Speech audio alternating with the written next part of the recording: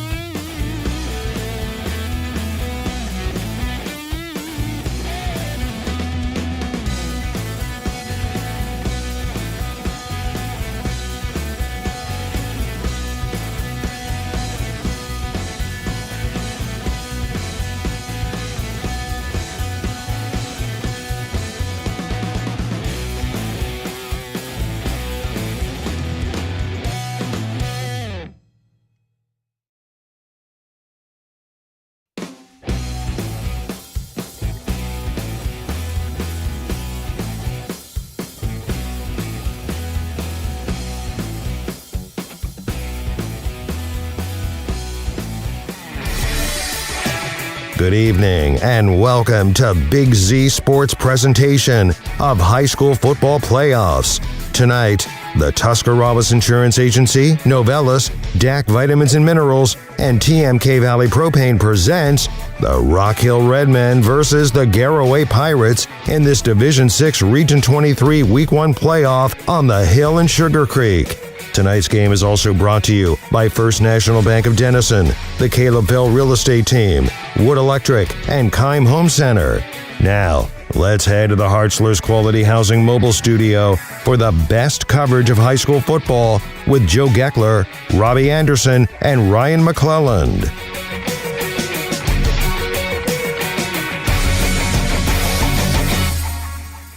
At 10-0, and the Rock Hill Redmen come in at 4-6. Good evening, everyone. I'm Joe Geckler along with Robbie Anderson and Ryan McClelland on the sidelines tonight for Big Z Sports. Big thanks to Claxon Communications as well, as you can check out our live stream on our YouTube channel. Check out our socials for all of the highlights and updates tonight for all of the playoff action in our area tonight. And Robbie, we got a good one here tonight. The Garaway Pirates come in as a #1 seed in Region 23. They take on Rock Hill all the way from Ironton, which is 3 hours and 45 minutes from school to school, as Coach Lutz said to me in the pregame. they had a long bus trip, but they're ready to go. Yeah, they had a long bus trip. They had to think about what they're going to expect tonight, and hopefully they got a good game plan coming in against the Garaway Pirates.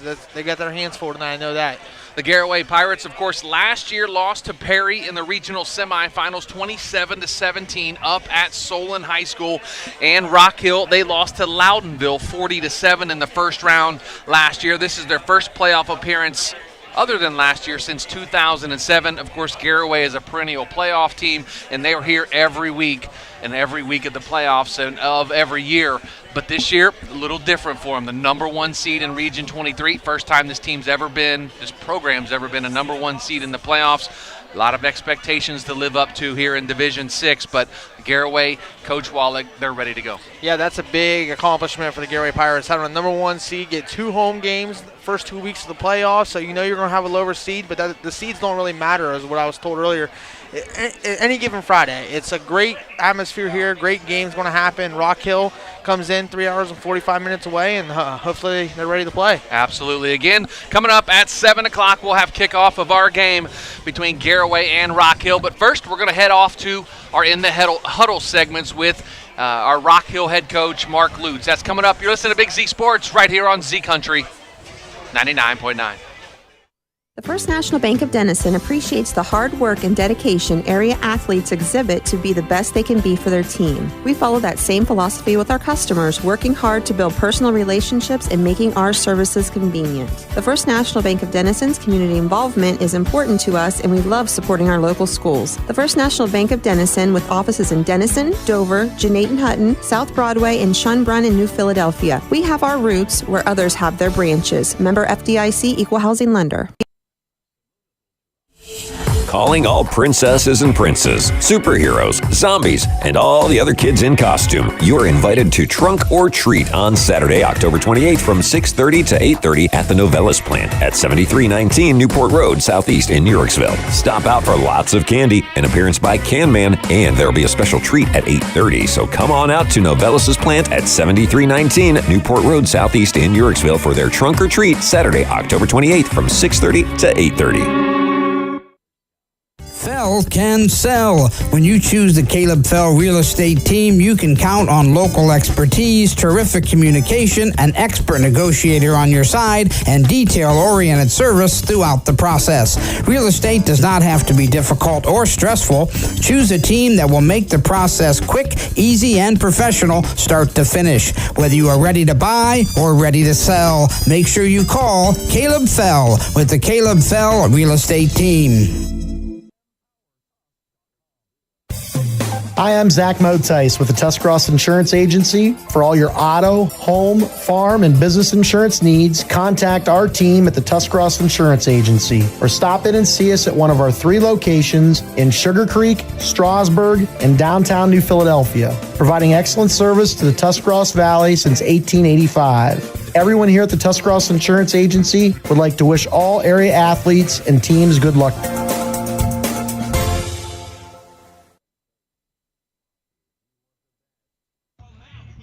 Welcome back to the Hill in Sugarcreek. You're listening to Wood Electric Pregame Show. Joe Geckler in the huddle with Rock Hill head coach Mark Lutz, presented by Harrison Auto Parts. Coach, the Redmen are winners of their 2 in a row to end the regular season. Is your ball club playing its best football going into the playoffs? Our last 2 games have been some of our better 2. Earlier in the season, we're starting 10 new guys on offense and 9 new guys on defense, so it's kind of been a learning curve for our kids. So as the season's gone on, the experience has definitely helped. Offensively, you're a run-dominant team. Talk to us about what we can expect from that side of the football. It's no tricks. All these officials will ask me before the game, do you guys run any trick plays? And I always say if the ball's in the air, it's a trick for us. So it's an offense that my uncle ran at Ironton for 40 years and won almost 400 games with. So we try to do the same thing when we can. Coach, when I look at your roster, I see a very young team with only 8 seniors. Talk about those seniors and what they mean to your program. The seniors have been important. A couple of them, this is their first year playing with us. So we really only have about 4 seniors that are getting action on the field, but they've been with us for 4 years and have put the time and the effort in to make this successful. Here we are, Coach, week 11. How's practice been this week? It's not bad. When you get to this time of the year, you're not making any big changes. I tried to shorten practices up a little bit and get to the main part of practice where we get into the meat of it, so to speak. And the kids have enjoyed that. The weather cools off, and then they get a little more frisky, as we say. And a very balanced team, running and throwing the ball. Quarterback's a very, very good player. Offensive line does their job really well. On defense, they're a disciplined unit that does things the way they're supposed to. They attack to the line of scrimmage, play hard. They're right up. I told our kids, I said, anybody don't want to make a 3.5-hour trip, stay home. It's that choice. I said, I'm going to play. So that's the way it is. And our kids, it wasn't bad. I mean, it really about 3 hours and 45 minutes for us to get here. People always say, well, you're from Southern Ohio. And I'm like, yeah, when you cross the state line, that's pretty much where we are. Finally, Coach, what are your 3 keys for the Redmen to knock off the Pirates and move on to Week 12? Well, for us to have success, we have to be able to move the ball on offense with no penalties or turnovers. We've talked as a ball control game as much as we can. Thanks, Coach. Good luck and have fun tonight. Thank you. Appreciate it. You've been in the huddle with Rock Hill head coach Mark Lutz. Coming up next, I'll be joined in the huddle by Garaway head coach Jason Wallach. You're listening to Wood Electric pregame show in the high school football playoffs with Big Z Sports right here on Z Country 99. More than 40 proven equine supplements that include daily multivitamins, joint, digestion, reproduction and fertility, calming, and many other specialty products. DAC also carries a complete line of TMK Valley Propane is embracing remote tank monitors. Are you tired of going outside to check your propane tank or forget to order your propane on time? TMK Valley Propane now provides reliable remote tank monitoring technology. Let TMK Valley Propane take the worry away, provide timely delivery, and never run out of propane again. Thank you for your trust in TMK Valley Propane. All the way with TMK, service with a personal touch. This is Jordan Hartzler. At Hartzler's Quality Housing, our goal is to help customers achieve the dream of home ownership. We have been a family-owned, affordable housing business for over 40 years. We value our customers and have the knowledge and experience to help you walk through the home buying process from start to finish. Conveniently located just off I-77 in New Philadelphia, stop by and browse their model homes or learn more by visiting Hartzlers.com. Wood Electric has been trusted with all of your electrical needs for over 30 years. They are the place to call for residential, commercial, and industrial work. Wood Electric is available 24 hours a day and ready to help with any electrical problem, outage, or installation. Wood Electric, serving Tuscarawas County and beyond since 1988. Like Wood Electric on Facebook or find them online at woodelectric.net.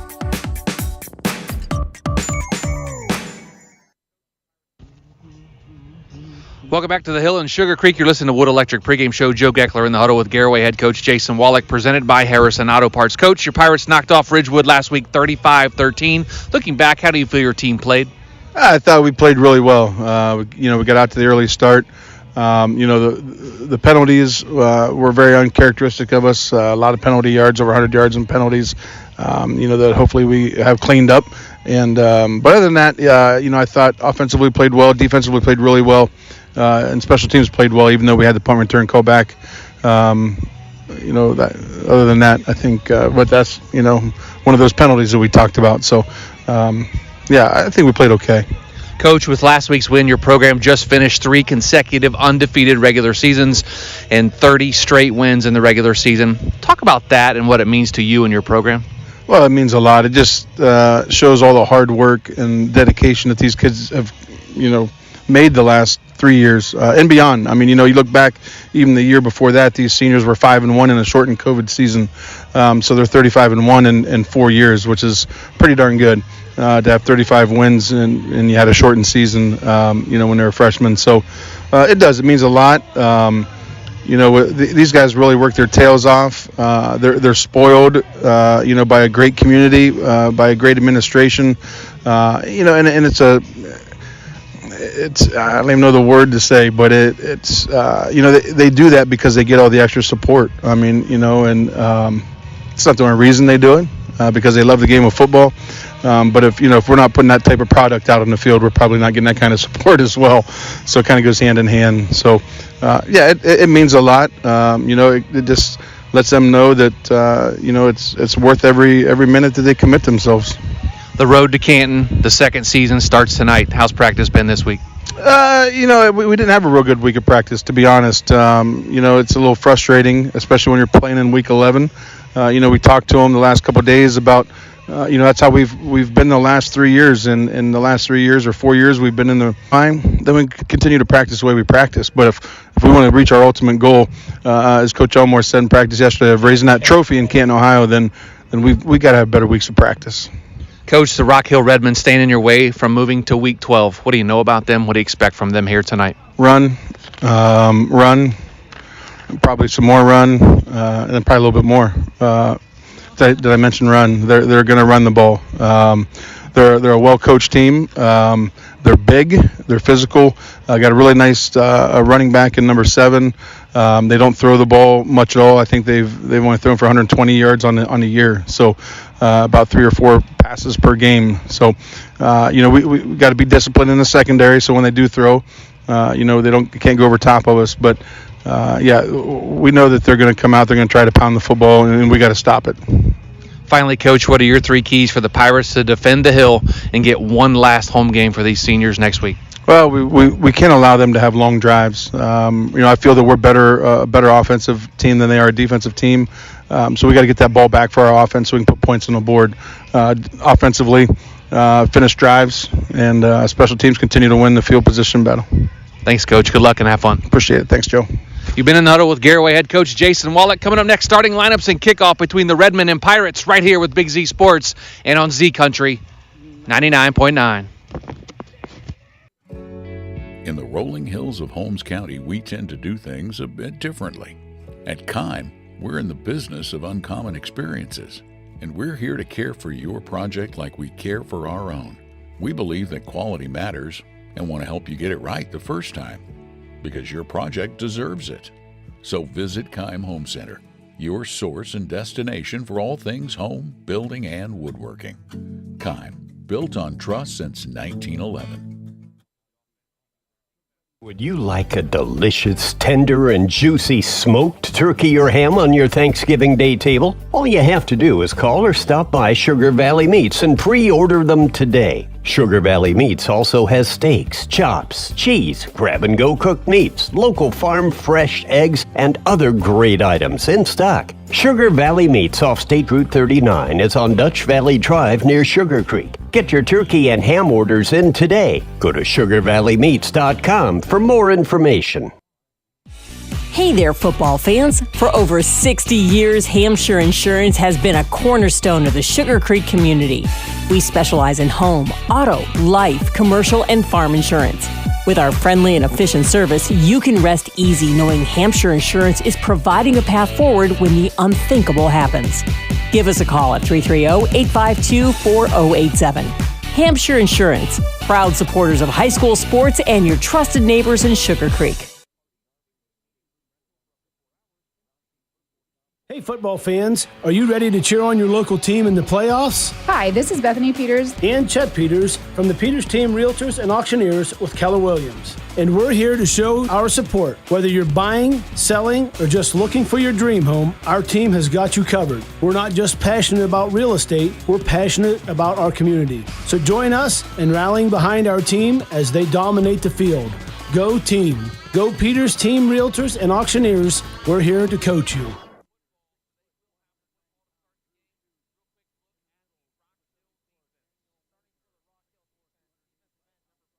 6'2", 190-pound junior, Drew Shug. And nose tackle, number 74, 6'4", 285-pound sophomore, Daniel Mettinger. At number 89, Zach Bryant, he's a defensive end, a 6'3", 170-pound junior. And number 54, Gabe Clutters, a 6', 230-pound junior. At your middle linebacker, number 33, Gage Clutters, a 6', 220-pound junior. At outside linebacker, number 23, Mason Hanners, a 5'10", 160-pound junior. At your other outside linebacker, number 25, Chase Sizemore, 5'10", 155-pound junior. At the other linebacker, number 15, Bradley Stamper, 6', 160-pound freshman. And number 7, Levi Giles, 5'11", 190-pound senior. At your left corner, number 14, Anthony Stamper, 5'10", 165-pound junior. In your right corner, number 1, Connor Blagg, 5'7", 130-pound senior. Over the Joe for the Garaway Pirates offense. Starts up front with the Pirates, number 75, Jake Miller. He's 6'3", 295, and a senior. At left guard, number 58, Wyatt Hirschberger, 5'10", 225, and a senior. At center, number 68, Colson Keller. He's 6'2", 215, and a sophomore.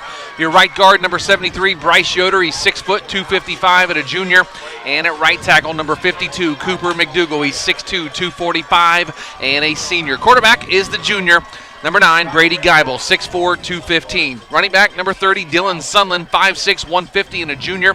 Wide receivers for the Pirates, number 16, Jensen Garber. He's 6 foot, 160, and a senior. Number 12, Bronson Speedy, 6'2", 195, and a junior. Number 27, Peyton Keller. He's 6'1", 170, and a senior. Number 2, Wyatt Wallach, 6 foot, 190, and a senior. You also will see number 36, Braden Raber. He's 5'10", 200, and a junior.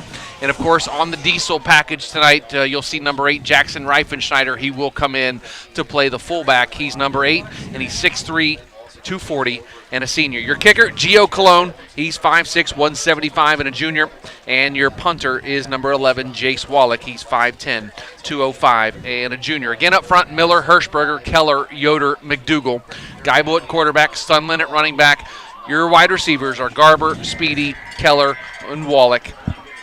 And that's the starting lineup for the Garaway Pirates on offense. And now we'll take a look at the Garaway defense while we have the time. Robbie? At your defensive end, number 53, Clayton Downs. He's a 6'3", 220-pound senior.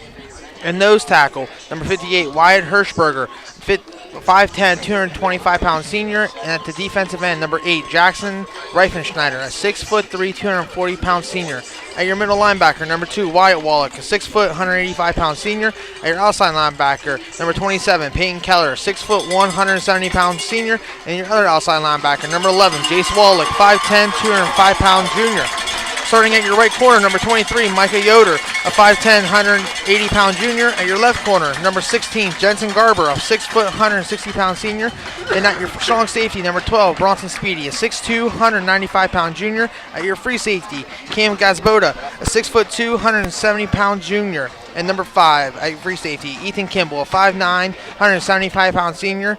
And at your punt returner, number 16 is Jensen Garber, or number 27, Peyton Keller. Over to you, Joe, for the Rock Hill offense. Offense up front, number 68, Ryan Clement. He's 6 foot, 330-pound junior. At left guard, number 65, Chase Blevins. He's 6 foot, 265, and a senior. At center, 5'10", 185 junior. Number 53, Wyatt Jenkins. Number 54, Gabe Clutters. He's 6 foot, 230, and a junior.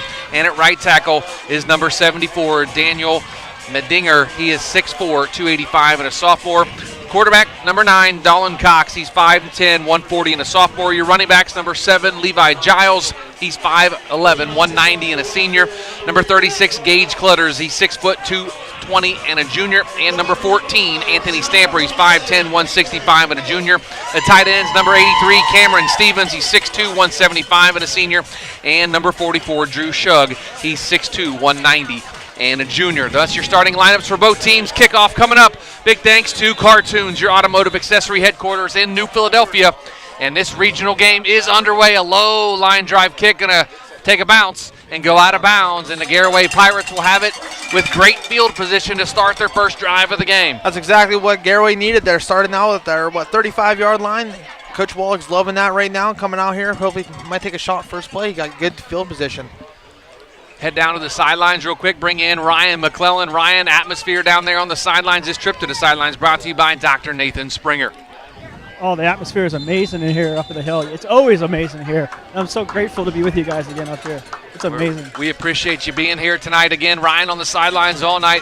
Big thanks to Dr. Nathan Springer for that. 5 wide receivers. Empty backfield, shotgun, 3 to the far side. Now Wallach goes in motion, now comes back here to the near side. Geibel takes a snap, looking, little middle screen. That's to Jensen Garber to the 35, misses a tackle to the 40, sidesteps another one into Rock Hill territory, knocked out of bounds at around the 46-yard line, and that's going to be enough for a First Federal Community Bank first down. Jensen Garber with the big reception to start the game. Yeah, Rock Hill there was in a 3 front. They were trying to bring a linebacker, and Coach Wallach caught him on a blitz there, and that was a perfect screen slip play here to the right side for the Pirates. So Garber with about a 17-yard reception to start the game. They're going to go with the shotgun formation, 2 receivers on each side of the field. Sunland in the backfield with Geibel. Now Wallach goes in motion to the far side. They turn and hand to Dylan Sunland right up the middle, lowers his shoulder, gets down close to the 40-yard line for Dylan Sunland. That's going to bring up second down and about 4 for the Pirates. There, Rock Hill was in a 4-front, 4-3, 4-4, and they're bringing linebackers. They're trying to get pressure on the quarterback or Sunland trying to stop the run, but it wasn't successful there. Called 5-yard gain, 2nd and 5 now at the Rock Hill 41. 11:25 to go here in the first quarter. No score between Garaway and Rock Hill. Geibel takes a snap out of the shotgun, rolls to the far side, has his receiver. That's going to be number 2, Wyatt Wallach. And he takes a big shot at about the 39-yard line. Going to be a pickup of about 2 on the play to bring up 3rd down now for the Pirates. Rolling Geibel out there to the left side and hit his wide receiver out there in the flats. And that was a great position there by the defense. Come up, make the tackle on open field. 3rd down and 3 at the Rock Hill 39-yard line. Under 11 minutes to go here in the first quarter. No score between Garaway and Rock Hill. 2 receivers here on the near side, 1 on the far side. Shotgun, they turn, they fake it to Sunland. Geibel rolls out here to the near side, has the receiver. That's Braden Raber down to the 30, all the way down close to the 25-yard line. That's going to be enough for a First Federal Community Bank first down for the Pirates. Beautiful play there by Brady Geibel. He stepped back up, stepped up into the pocket, found an open window, hit his wide receiver wide open there in the flats again. They're finding the flats open. The corners are bailing out of there. 3 receivers to the far side, 2 here on the near side. Shotgun formation again as Geibel's all alone in the backfield. Hard count. And that's going to draw him off sides. That's going to be off sides on Rock Hill. That's going to be a 5-yard penalty.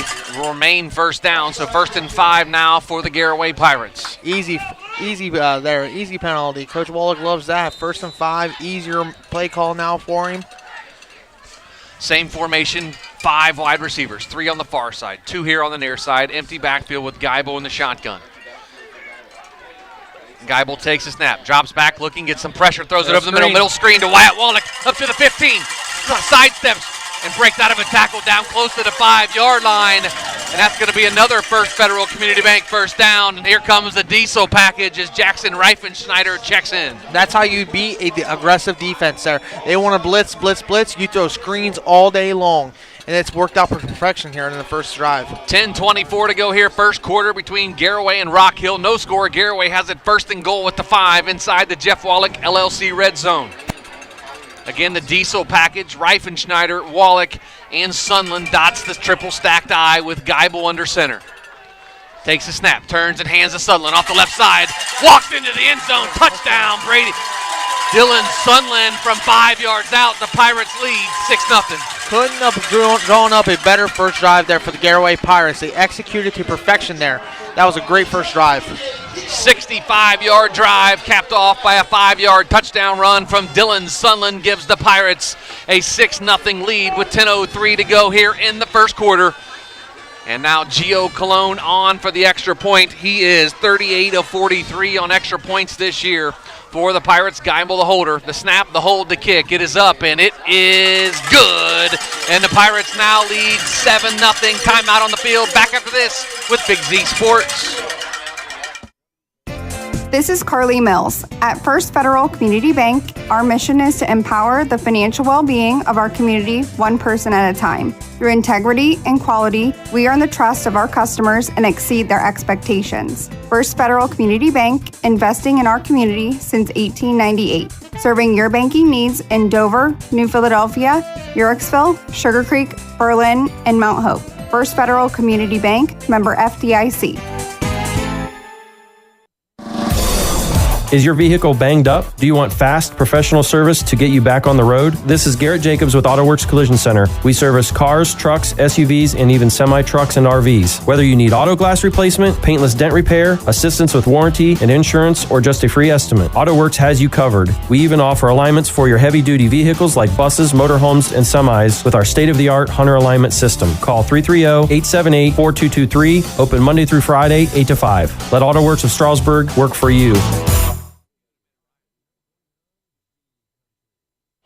Welcome back to the Hill and Sugarcreek. Garaway 7, Rock Hill 0 on a 5-yard touchdown run by Dylan Sunland gives the Pirates the lead as the Pirates tee it up now to kick it off. And to the Rock Hill Redmen. The Redmen are wearing red pants, white and black stripes. white jerseys, red and black stripes with red numerals and red helmets. As Gio Cologne, low line drive kick, bounces, fielded by an up man at about the 15-yard line. He's up here to the 25, breaks out of a tackle, comes here to the near side and gets dropped to the turf at about the 28-yard line by a couple Garaway Pirates. Looks like Clayton Downs and Reifenschneider was out there as well for the Garaway Pirates. And now Rock Hill will have it 1st and 10 at their own 25-yard line, 26-yard line they're calling it. Again, Dallin Cox, their quarterback, 5'10", 140, and a sophomore.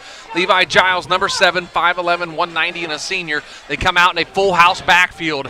Shades of Lou Holtz and Notre Dame back in the 80s, and it's going to be a fullback dive right up the middle. That's going to be Giles, and he picks up maybe a couple of yards on a play to bring up 2nd down. Faked, actually there, Joe, he faked the fullback dive, handed it off to the, if you're looking at it from the right to your left, the left running back there. So it was more like a little sweep out to the right side there. So it's going to bring up 2nd down and 6, a pickup of 4 on the play for Rock Hill. They run the football, they run the football, and they run the football. So not many, not going to get to call very many pass plays for Rock Hill tonight. Again, full house backfield with Cox at center, under center. Takes a snap, turns and hands, and he drops the ball on the turf. It looks like it was a bad exchange between the running back and the quarterback. Did the Pirates have it? They do. The Garaway Pirates force a turnover and pick it up right about the 25-yard line. Reifenschneider on the fumble recovery for the Garaway Pirates. Number 8 is wreaking havoc already, Robbie. Already. We've been here a couple times already here in the past this season. He's wrecked games, and this time it's no different. It's Jackson and Reifenschneider, and he's doing his own thing tonight, and he's playing well so far. We're living in his world right now. Is Reifenschneider out there wreaking havoc for the Pirate defense. As they come out, they're going to have it 1st and 10 at the Rock Hill 26-yard line. They're going to have 3 receivers split here on the near side, 2 over on the far side. Geibel in the shotgun, all alone. 9:11 on the clock. Geibel takes a snap, drops back, looking plenty of time. Now he's going to roll. Now he's going to take off running to the far sideline. And he tucks it and he knocks out of bounds at about the 18-yard line. And that's going to be a pickup of about 6 yards, maybe be a flag on the field. There is a flag. There's going to be a hold against the Garaway Pirates, going to back it up 10 yards. I don't know, Joe. That would look like a little iffy to me, but I've been on that sideline as coach, and that just looked like a straight block, took him to the ground, and it looked clean up here. So head down to the sidelines, bring in Ryan McClellan. Ryan, that play happened right across the field from where you're standing. What did you see on the hold? Yeah, it looked like Garber just was a little. He pushed the guy a little bit too much. I think it was kind of an iffy question if he held on too long. But he pretty much pushed him over on the play, and I don't know if the official wasn't happy about that or not. That trip to the sidelines brought to you by Dr. Nathan Springer. 4 wide receivers, 3 here on the near side as Garber goes in motion with Sunland in the backfield with Geibel. Geibel takes a snap, rolls here to the near side, looking, fires to the receiver, and that's going to be number 36, Braden Raber, shoved out of bounds at about the 15-yard line. And that's going to be another First Federal Community Bank first down for the Pirates. Yeah, Geibel rolls out to the right here, giving him plenty of time. Green here, if I was. 2 receivers on the far side, 2 here on the near side. Sunland in the backfield with Geibel in the shotgun. Sunland to his left in the backfield. They turn and hand this time to Sunland. Breaks out of a tackle, sidesteps another one inside the 10-yard line to about the 8-yard line. And it's going to bring up 2nd down now from about the 8-yard line inside the Jeff Wallach LLC red zone. Rock Hill brought the pressure there, but the handoff between Geibel and Sunland, that was a perfect handoff. Everybody collapsed, handed it to Sunland, and picked up a good chunk of yards there. 2nd down and 4. They're calling it at the 9-yard line. With that carry, Dylan Sunland breaks the 1,000-yard mark on the season rushing for the junior running back. 2nd down and 4 from the 9. Looks like they got him to jump off sides again, and they did. A hard snap count there by Brady Geibel gets him to jump. That's going to bring up a 1st and goal now at about the 4-yard line. So 1st and goal for the Garaway Pirates. Week 11 and having undisciplined penalties already. And I think Coach Lutz said that his team was disciplined. So that's got to be a little disappointing for him so far. 1st and goal at the 4-yard line. Shotgun formation, 2 receivers here on the near side, 3 on the far side. As Geibel gets the call now from the sidelines, barks it out, takes the snap, drops back, looking, plenty of time, fires over the middle, has his receiver, Jensen Garber, from 4 yards out. The Pirates with 14 touchdowns on the season for Jensen Garber as he gets number 14 and ties the school record here for the Garaway Pirates. What an accomplishment for Jensen Garber. Yeah, that's a huge accomplishment for him, for that young man, and couldn't ask for a better athlete and better person there for Garaway. He ties the record that's owned by Connor Troyer and Gabe Elmore as Gio Cologne's extra point is up and good, and the Pirates lead 14-0 with 7:51 to go. Back after this with Big Z Sports. The certified public accountants at Niedenthal & Company believe in the value of relationships. Niedenthal & Company has been in business for over 50 years in your community, helping individuals and businesses grow. Niedenthal & Company can help manage and prepare your payroll, plan your estate, and prepare your business and personal income taxes. Stop in to the Niedenthal facility on North Worcester Avenue in Dover and become a valued client today. Dr. Nathan Springer is in the business of making smiles, specializing in braces and Invisalign for children and adults. Dr. Springer provides smiles that can be recognized anywhere. Just look at the winning smile on some of the players. Compliments of Dr. Nathan Springer Orthodontics. Hey, that smile of pride on the face of mom and dad might be from Dr. Springer too.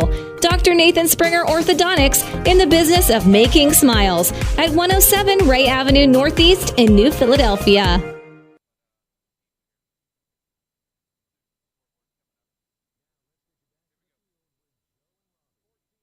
Welcome back to the Hill and Sugarcreek. Garaway 14 and Rock Hill nothing. 7:51 to go first quarter. The Pirates lead as Gio Cologne tees it up at the 40.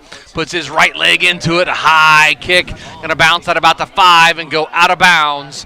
And so the Rock Hill Redmen will start 1st and 10 at their own 35-yard line. But the Pirates, another big touchdown there from Geibel to Garber for 4 yards and ties the record for Jensen. Yeah, and that was a big momentum shift there with the turnover there by Rock Hill, and that's exactly what Garaway needed. You get turnover on points, and come back out on defense, see if Reifensteiner can keep wreaking havoc for them. So it's 1st and 10 at their own 35-yard line for Rock Hill. The Pirates are in all blue uniforms with white numerals trimmed in red, their white helmets. Blue on blue for the Pirates tonight. Going to turn and hand off on the counter. That's going to be Stamper to the far sideline. Has a blocker out in front of him, up to the 45. Sidesteps another defender, gets close to Garaway territory, and it looks like they're going to be stopped right at the midfield stripe, and that's going to be enough for a First Federal Community Bank first down. That was Anthony Stamper on the carry for the Redmen. Yeah, they're in a full house backfield there. Faked once, faked twice, handed to that third guy, follow the pulling guard. It was a little off counter there to the right side. So they have it 1st and 10 now at midfield. The ball right on the 50-yard line on the far hash mark from where we are, almost directly across from us. 7:19 to go first quarter. Garaway 14, Rock Hill nothing. Rock Hill has it 1st and 10. They turn and hand off to the back. Goes through the line of scrimmage and lowers his shoulder, gets into Garaway territory to about the 46, maybe 47-yard line. It's going to bring up 2nd down. Wyatt Hirschberger on the stop for the Pirates. Nice little fullback dive there up to the left side for Rock Hill. Got about 3 or 4 yards, but the Garaway defense standing tall, holding their own there up in the front line. 6:47 to go first quarter. Garaway up 14-0. Joe Geckler, Robbie Anderson, and Ryan McClellan on the sidelines for Big Z Sports tonight. Full house backfield again for the Redmen. Under center, they're going to turn and counter action up the middle. That's going to be Stamper again. He makes a big hole up past the 40 and down close to the 35-yard line. And say he was down at the 36, and that's going to be enough for a First Federal Community Bank first down. Yeah, Rock Hill there, I think, has found a little bit of something there. They're faking one way, misdirection, and going back to the other way, false keying the Garaway defense because they're reading the backfield a lot. So you're supposed to read the guards. The guards will take you to the play. 6:14 to go here, first quarter. Garaway 14, Rock Hill nothing. Our other game going on tonight, the Indian Valley Braves up 13-0 on Logan Elm in the first quarter. Colton Thomas with a 6-yard touchdown run. He turn and hand to Stamper again off the right side. He's going to get dropped close to the 32-yard line. The 32-yard line. Going to bring up 2nd down for Rock Hill. Yeah, they're just running the dive play left and right here, and they're pulling guard though, so it's not really a dive play. It's more of a power play. And they're going double tight, 2 tight ends on one side, overloading to one side, running to the opposite. Dover trails Kenston 7-0 in the first. Youngstown Ursuline up on New Philly 8-0. West Holmes all over Bryan already 14-0. Receiver goes in motion. That's Stamper. They turn and pitch it out. That's going to be Giles. And he breaks out of a tackle, but he gets swarmed under behind the line of scrimmage. Going to be a loss to bring up 3rd down now for the Rock Hill Redmen. 3rd and about 6, maybe 7 yards for Rock Hill. Yeah, they ran a little toss action there. And defensive line got pressure and made the tackle. That was beautiful pursuit there by the Garaway defense. Rock Hill doing a nice job moving the football on this drive, like you said. The kind of giving them some fits up front and counter what you call false keys with the guards moving and the backs going the opposite direction. 3rd down and 6. Receiver split here on the near side. Stamper now goes in motion. That's going to be a false start on Anthony Stamper, the 5'10", 165-pound junior. That's going to back him up 5 yards, put him behind the chains. It's going to be 3rd down and 10 now. Yeah, it helps a little bit for the Garaway defense. Now they're back at the 3rd and 10. And once again, penalties. That's 3 here in the first quarter for Rock Hill. Looks like Tusky Valley, Fort Fry, no score. Newcomerstown leads Grandview Heights 7-0 in the first as well. We'll get to another scoreboard coming up. And our scoreboards this hour brought to you by AutoWorks Collision Center in Strasburg. Receiver goes in motion. They turn and hand off to the first guy through, and he's going to be dropped in the backfield. Led the way by number 27, Peyton Keller, and that's going to bring up 4th down now for Rock Hill. Peyton Keller stood in there, took the wrong arm, made the tackle. That was a perfection play there by Peyton Keller. Garaway defense looks really good so far here in the first quarter. Calls it 4th and 9 now for Rock Hill. Let's see if they punt the football away. Looks like they're going to stay with it as Dallin Cox comes back out from the sideline. Ball's spotted on the 36-yard line. 4th down and 9 for Red Hill. Full house backfield. Cox under center. Going to try to maybe draw him offside. Nope, they're going to turn and then hand off to Giles up the middle. Breaks out of a tackle, gets down close to the line of scrimmage, and then down past the 30-yard line to about the 29-yard line. That is going to be not enough for a 1st down. That's going to be a turnover on downs. The Pirates defense bends but does not break. Yep, that was awesome for the Garaway Pirates defense. They bend. That penalty helped them out a little bit, but they don't break. And Garaway goes back on offense here with 3:29 left in the first quarter. Pirates lead 14-0 with 3:29 to go. We'll take another look at the AutoWorks Collision scoreboard. Our score here, 14-0. Garaway, Indian Valley leads Logan Elm 13-0. Kenston up on Dover 7-0. Youngstown Ursuline beating New Philly 8-0. Steubenville up on Carrollton 7-0. And West Holmes up on Bryan 14-0. I'll get to the rest of the scores in just a minute. 5 wide receivers, 2 on the far side, 3 here on the near side. Shotgun formation. Geibel turns, throws it out here to the near side. Has Dylan Sunland to the 35. Drags a couple of tacklers all the way past the 40 to about the 43-yard line. Dylan Sunland, the little guy, 150 pounds, running like he's 250. Yeah, that was awesome there by him. He just took the guy for a ride, but we do have a penalty back here. It looks at the 25-yard line here, Joe. Let's see what the penalty is going to be. Where's the white hat? I don't see him out here. It's going to be a hold against the Garaway Pirates. Going to back him up 10 yards. So that negates the run after the catch by Dylan Sunland. Penalties, man. In week 11, you can't have penalties, and it hurts your drives. That was a perfect play there by the Garaway Pirates. Back to our scoreboard. No score between Ridgewood and Edison. Lakeview up on Sandy Valley 14-7. 5 wide receivers, empty backfield. 1st and 20 now at their own 19. Geibel takes a snap, throws over here to Jensen Garber to the 25, sidesteps the defender, sidesteps another one, and finally gets shoved out of bounds at about the 33-yard line. And that's going to bring up 2nd down. That catch pushes Jensen Garber into top 5 all-time career receptions for the Garaway Pirates. That's a big accomplishment there by Jensen Garber. That's a lot of hard work there for him. And he's also the first receiver since 2015 with that catch with 1,000 yards in a season. Quinn Miller in 2015 had it. And now Jensen Garber matches it here from 2015. They turn and hand to Sunland off to the left side. Breaks out past the 45 to the 47-yard line. That's going to be enough for a First Federal Community Bank first down for the Pirates. That was an awesome play there by Sunland, following number 11 there, Jace Wallach, and he just followed him up to the hole. Hell, I saw him, Sunland, have the back of Wallach's jersey, follow him anywhere he went. He pushed him off to the left side, got more yardage. That was a beautiful play by Sunland. First and 10 at their own 47-yard line. 5 wide receivers, 3 on the far side, 2 here on the near side. Geibel takes a snap, looking, drops back, fires here to the near side, has his receiver, and that's going to be number 11, Jace Wallach, lowers his shoulder, finally gets shoved out of bounds inside Rock Hill territory at about the 37-yard line. Another First Federal Community Bank first down for the Pirates. Yeah, Garaway ran there. They ran a little vertical switch route there, and Jace Wallach said, nope, I'm not going to run my vertical switch route. I'm going to come back and sit. Vertical switch sits, what we like to call it. He got the ball from Geibel. That was a beautiful play. So 3 receivers to the far side, 1 here on the near side. That's Garber. Takes a snap. They're going to fire it out for a little middle screen out to Wyatt Wallach on the far sideline, up to the 30, lowers his shoulder and gets shoved out of bounds at about the 28-yard line. That's going to bring up second down for the Pirates.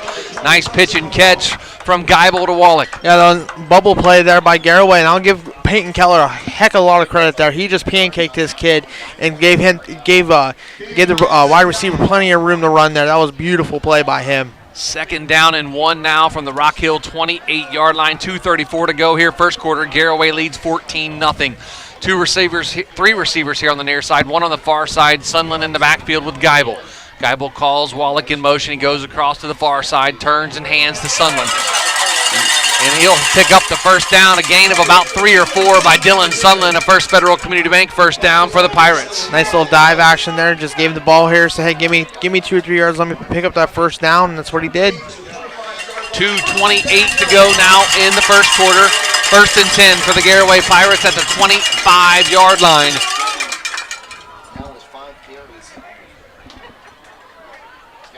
The Garaway leads 14-0 as Sunland's going to check out of the ball game now. Looks like an equipment issue as now Jace Wallach checks back in.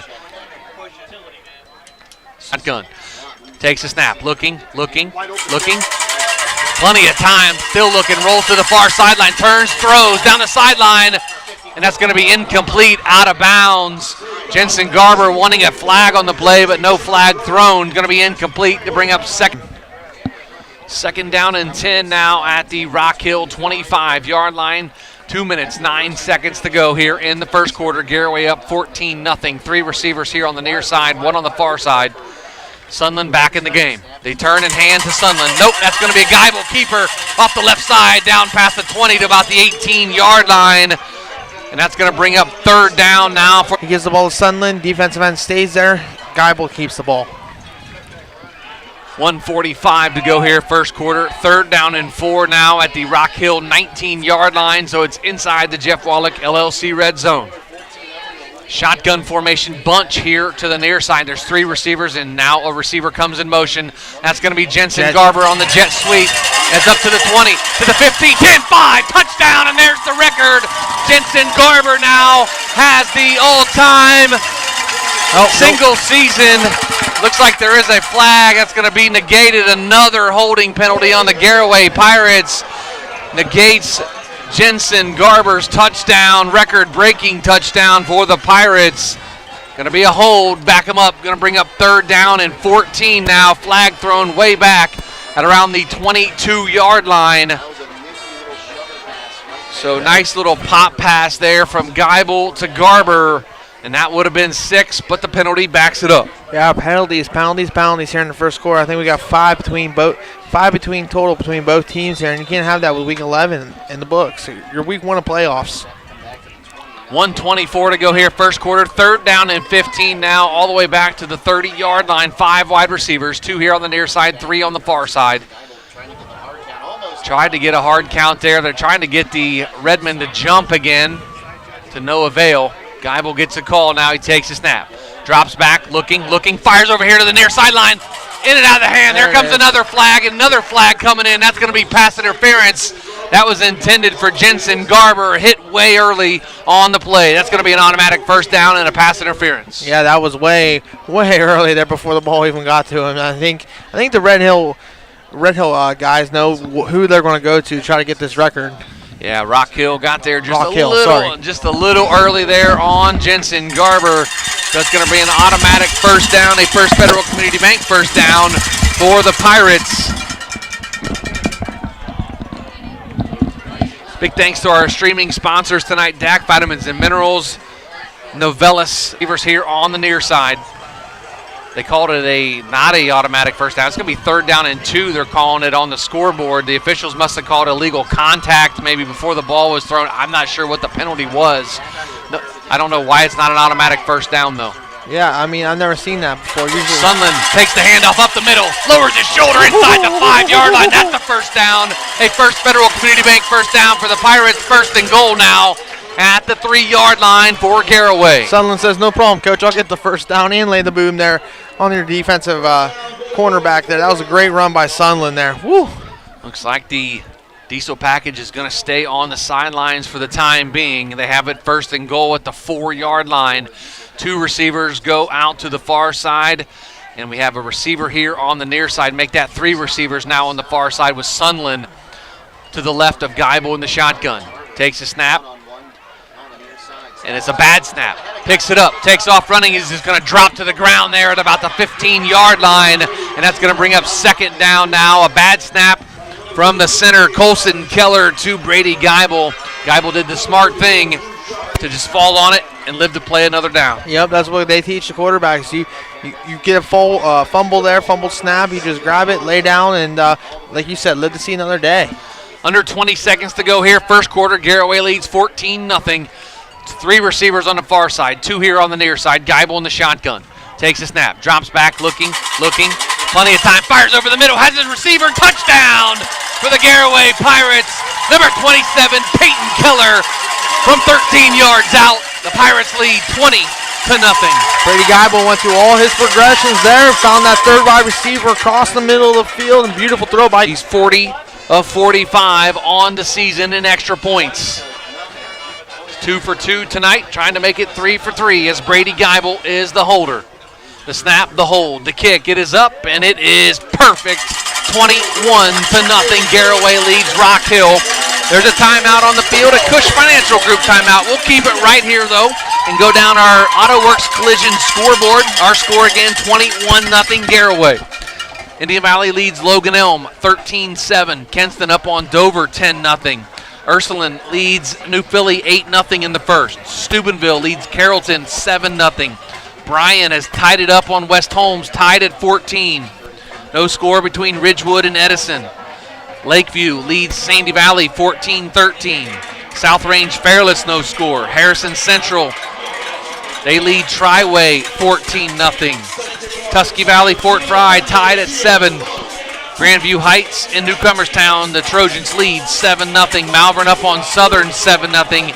And no score between Doughton and Conotton Valley. That's a look at the AutoWorks Collision Center scoreboard. Again, our score here, Garaway 21, Rock Hill 0. As we have a touchdown pass to Jensen Garber, a touchdown pass to Peyton Keller, and a touchdown run by Dylan Sunland. It's been a great first quarter so far, man. The place here is electric. Great atmosphere for a Week 1 playoff game. And wow. I will commend the Rock Hill fans there. They did a nice job filling up that away sideline over there. There was about, when we came on for our scene set around 6 o'clock, there was 14 or 15 people over there. There's a couple hundred over there. So good job by Rock Hill to bring their fans, and great loyalty on the 4-hour car ride.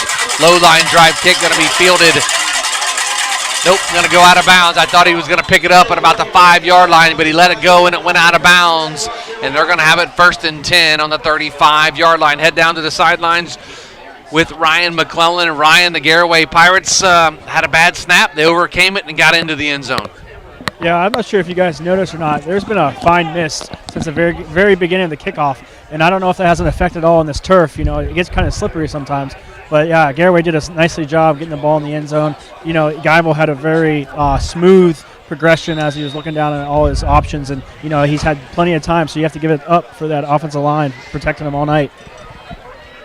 So the Pirates lead 21-0, 5 seconds to go here in the first quarter. Full house backfield for Rock Hill. Turns and hands to their back. That's going to be Stamper. He dropped in the backfield. Looks like number 53 in there for the Garaway Pirates, and that's who it was. And Clayton Downs on the stop, and that's going to do it for the first quarter. After one, Garaway 21, Rock Hill 0. Back after this with Big Z Sports. Planning your next vacation or home improvement project and worried about managing expenses? CSB can help with that. Setting a goal is the first step to achieving your vision, and CSB's Money Manager tool helps you get started. Whether you are recovering from Christmas spending or preparing to send kids to college, the Personal Financial Management tool helps you set goals, track your spending, and monitor your progress. Money Manager is available within CSB's online banking. Check it out today. A Commercial and Savings Bank, member FDIC. Let the experts at Bear Carpet One in Sugarcreek help you pick out the right window treatment for you. Bear is now carrying Alta Window Fashions. Their cost-effective, made-in-America blinds and shades come in many styles. Honeycomb, roller shades, wood, faux wood, aluminum, and vertical blinds. Even custom shutters in many fabrics and materials. Alta blinds and shades can be automated through a remote, smartphone, or even voice. Come check out Bear's Alta display. Bear Carpet One, just off Route 39 in the Salzburg Plaza in Sugarcreek. Welcome back to the Hill in Sugarcreek. Garaway 21, Rock Hill 0. Start of the second quarter. The Pirates 3 touchdowns in the first quarter. Now the Rock Hill Redmen come out. They have it first down and 12 now from their own 33-yard line. They turn and they're going to drop back and throw. And that's going to be a screen behind the line of scrimmage. It's going to be incomplete. Intended for Stamper.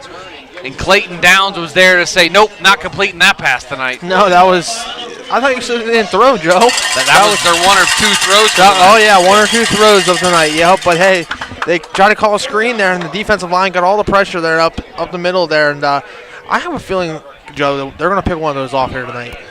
If they try to throw that, Downs was right there in on that screen play, but it was incomplete as Stamper could not hang on to it. Anthony Stamper, the junior running back / receiver for Rock Hill. Have a receiver split, 2 receivers split on the far side. One here now comes in motion, going to be a handoff, and that's going to be a false start on the offense, going to back them up 5 yards. Or was it a timeout? It was a timeout on the field taken by the Garaway Pirates. They're first here in the first half, so they have 2 remaining. Rock Hill still has 3. Robbie, why don't you run down the AutoWorks collision scoreboard for us?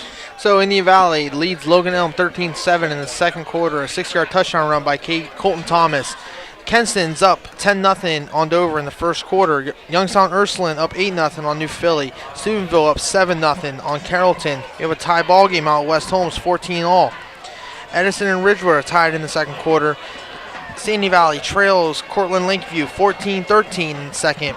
South Range is beating Fairless 7-0 in the second quarter. Harrison Central 14, Triway 7. That's still in the first quarter. Fort Fry 14, Tusky Valley 7 in the second. Newcomer Sounds leading Columbus Greenview Heights 7-0. That's in the second quarter. Malvern's up on Southern 7-0. And we do not have a score yet for Dalton and Canton Valley. We will find that here soon. 21-0. Garaway leads Rock Hill. 11:53 to go here in the second quarter. 3rd down and 12 now from their own 33-yard line. 2 receivers on the far side for Rock Hill.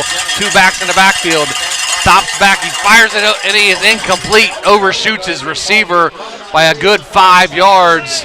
That was intended for Anthony Stamper, but Dallin Cox unloaded a bomb there.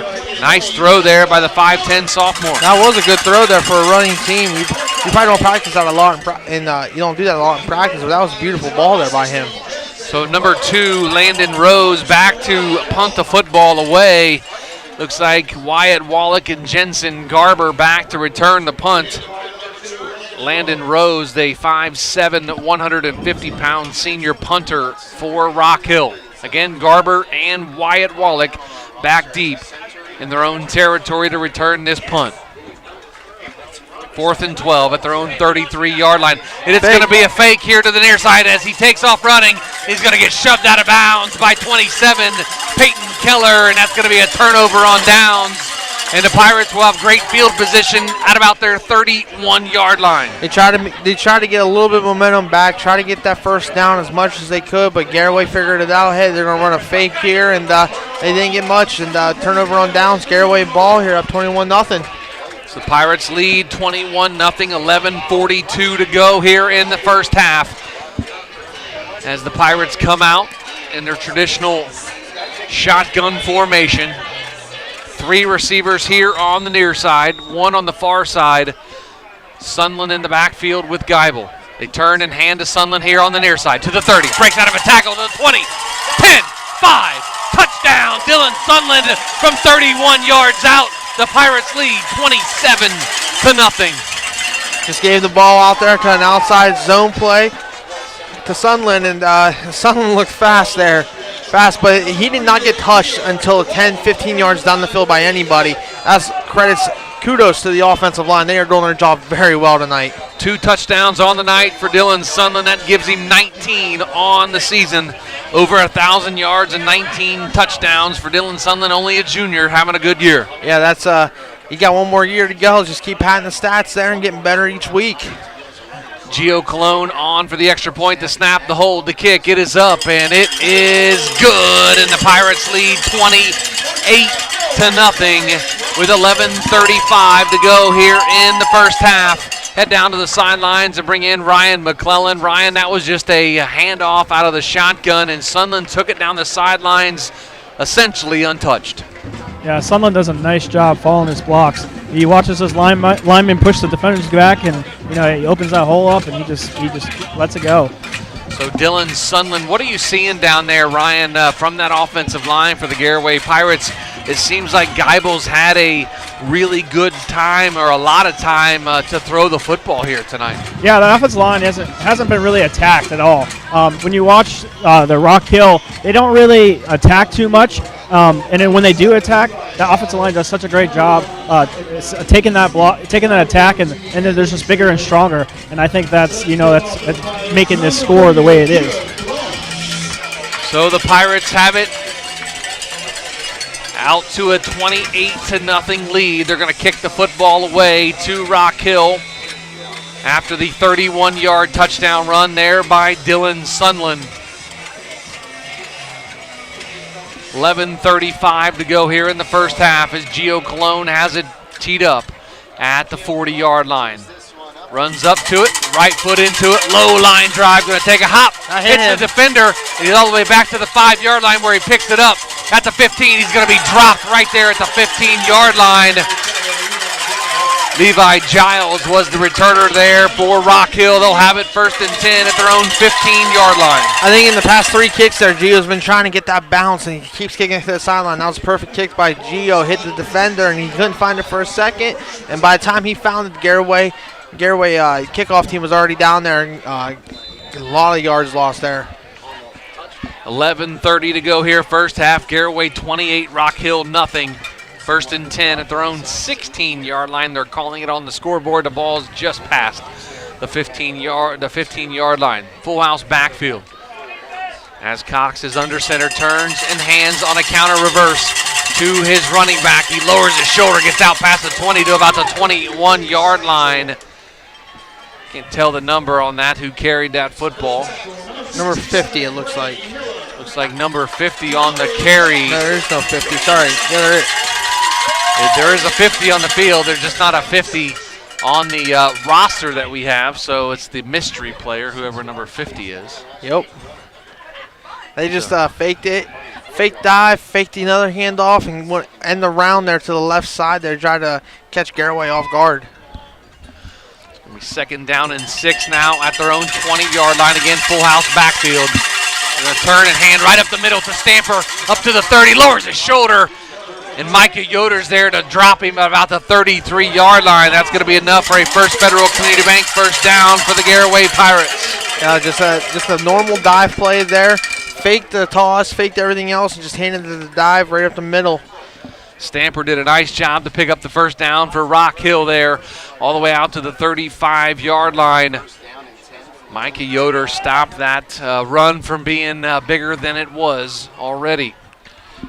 They have it 1st and 10 at their own 35-yard line. Coming up on 10 minutes till halftime. Full house backfield again. Cox turns and hands off to Stamper again. Lowers his shoulder up past the 35 to about the 37-yard line. Going to bring up 2nd down. Yeah, Jackson Reifenschneider there on the tackle there for the Garaway Pirates.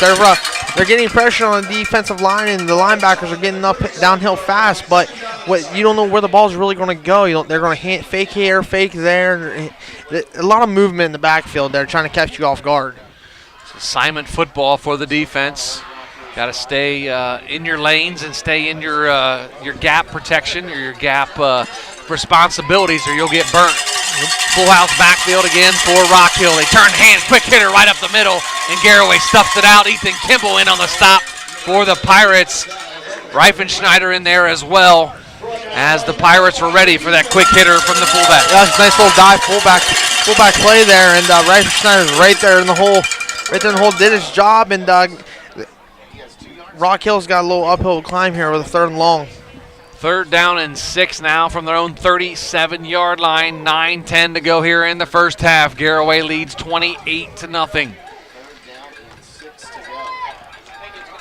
Robbie number 50 lowers his shoulder, gets out past the 40 to about the 42-yard line. That's where he's going to be dropped. And the hole was there, but it closed really quick because defensive line was doing their job and shot the 53 Clayton Downs, 58 Wyatt Hirschberger, number 8 Jackson Reifenschneider. Do a great job. The shoulder, and he gets enough for the First Federal Community. First half, Garaway leads 28-0 over Rock Hill.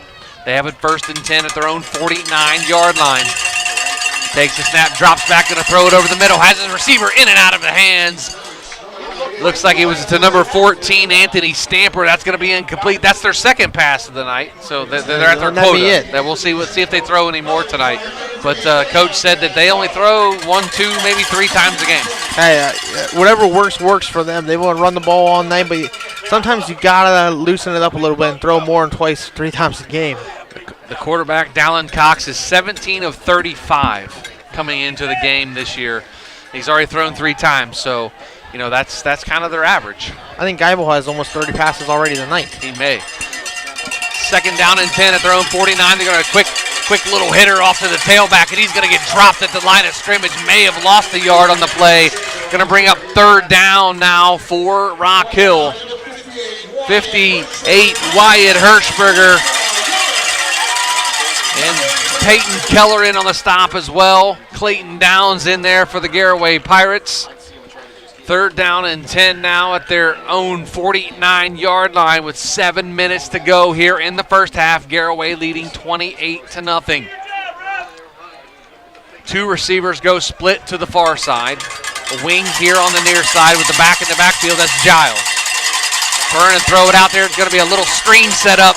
And he breaks it out and gets very close to that 1st down the far sideline. Let's see where they spot it, and that's going to be enough for a First Federal Community Bank 1st down.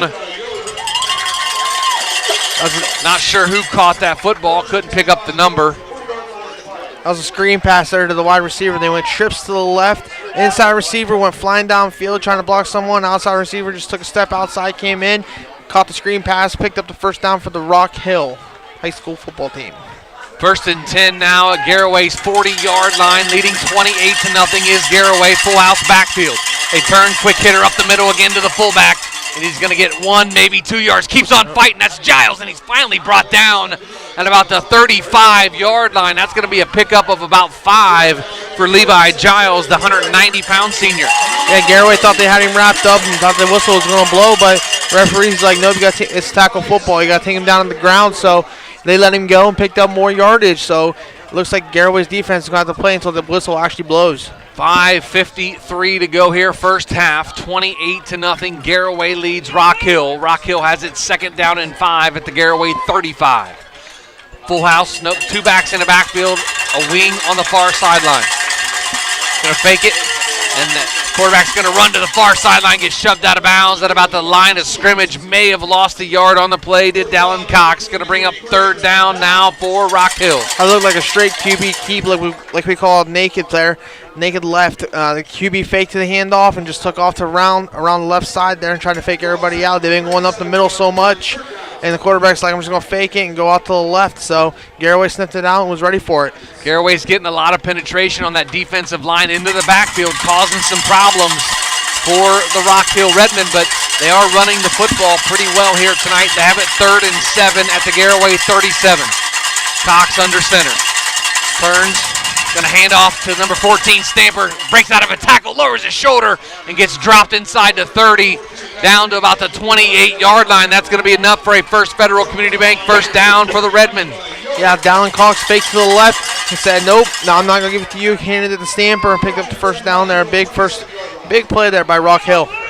They're almost using that as a misdirection or a counter as they're going one way and then coming back the other way. Kind of shades of a wing T a little bit. Yes, a little bit. Yes, and they'll overload one side, try to get the strength of the defense to go to that overload side and run the backside to the weak side. Turns and hands to Giles. Breaks out of a tackle, lowers his shoulder down to the 20, inside the 20, close to the 15-yard line. Levi Giles running hard, the 190-pound senior, and that's going to be enough for a First Federal Community Bank first down for Rock Hill. They first started off, they ran into each other. Dallin Cox and Levi Giles ran into each other. Then he handed the ball off, and I don't think Garaway defense really picked up where the ball was at first. 4:45 to go here in the first half. Garaway leads 28-0. Rock Hill has it 1st and 10 inside the Jeff Wallach LLC red zone at the 17. Turns, hands to the mystery player, number 50 of Rock Hill. He gets dropped at about the 15-yard line, maybe the 16-yard line. Pickup of about 1, bring up 2nd down and 9. Yeah, once again, Joe, they're faking to the left, faking to the right, coming back to the left. There's a lot of fakes going on, and you got to really watch the ball, especially if you and I can't really see where it's at right now. So Rock Hill has it 2nd down and 9 at the Garaway 16-yard line. Coming up on 4 minutes until halftime. The Pirates lead 28-0. Coming up, our First National Bank of Denison halftime report with Chris and Adam back in the studio. They'll get you caught up with all the action going on in our area as Cox is going to get dropped in the backfield, may have a hold or maybe a face mask. It's going to be a face mask on Jackson Reifenschneider, a personal foul version. That's going to be an automatic first down and 15 yards. Yeah, he just got his hands up high and trying to make the tackle and couldn't go low with him, so he's moving all over the place. And unfortunately, Garaway has that penalty and will get him closer to the goal line. So that's going to be should be a 15-yard first down. Be a half the distance. Yeah, half the distance, but an automatic first down. Yeah, so the ball should be at like the 7 or 8-yard line. They were on the 16, so that's going to be first and goal at the 8. Yep, should be. Yep, 1st and goal at the 8-yard line for Rock Hill now inside the Jeff Wallach LLC red zone with 3:48 to go here in the first half. Garaway leads 28-0. It's going to be a big stop here for the Garaway defense with 3:48 left. Full house backfield. It should be first down. They're saying 2nd down on the sideline and on the clock, but that should be an automatic first down. It's a personal foul. Yep, it should be automatic first down, and the markers over there should not be up either. What? It was just a 5-yard face mask then. A turn and hand to Stamper off the far sideline. He lowers his shoulder, gets into the end zone. Touchdown, Anthony Stamper on the far sideline from 8 yards out. And the Garaway Pirates lead 28-6 now as Rock Hill gets in from 8 yards out. Rock Hill, very nice drive there. That's what Coach Wallach said that in our pregame show. He said that this team can sustain drives, long drives, 14, 15, 16-play drives, and that's not what he wanted. They got those long drives. They were in trouble a little bit. They were going to get gassed. So right there, they went on a nice long drive and ended up scoring. Connor Blagg on for the extra point now. The 5'7", 130-pound senior, watched him kick in pregame, has a pretty nice leg. The snap, the hold, the kick. It is almost blocked. It's up, but it is good. And Garaway's lead cut now to 28-7. A Cush Financial timeout on the field. We'll take it with them back in 30 seconds. You're listening to Big Z Sports right here on Z Country 99.9. T-County Boxing Academy on East High in New Philadelphia invites anyone serious about boxing to see what they offer and have success just like pro boxer and Yorksville's own Sugar Dre Donovan. T-County Boxing Academy not only offers the area's premier training facility, but also offers the best supplements on the market for peak training to get the most out of your workouts. To see all T-County Boxing Academy has to offer, find T-County Boxing Academy-TCBA on Facebook.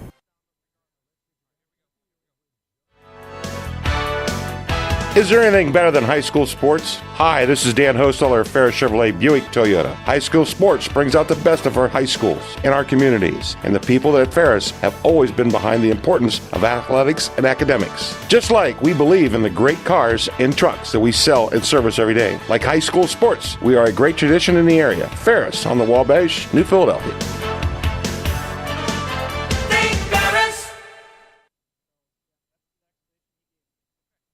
We'll say what the referee says, but I always thought it was an automatic first down on a personal foul. So, but needless to say, the Rock Hill Redmen get into the end zone from 8 yards out and cut the Garaway lead to 28-7. As the Pirates now going to return the ensuing kickoff. Going to be a high end over and kick fielded at the by the up man to the 20. That's going to be number 2, Wyatt Wallach, comes here to the near side, to the 30, to the 35, to the 40, to midfield, breaks out of a tackle, cuts back to the 40, stumbles, and he falls down. As Wyatt Wallach would have kept his feet, he would have went to the house, but there is a penalty flag up by where Wyatt Wallach fell to the turf here. Might have got Garaway for a hold or a block in the back. One of the two, and then I see a Garaway Pirate player. They're really upset with himself, so I would say it would be a holding penalty there. So it looks like it is a hold on the Garaway Pirates. Going to back him up, but great return there by Wyatt Wallach to give the Garaway Pirates great field position here to start their next drive, leading 28-7. Yeah, change of possession there.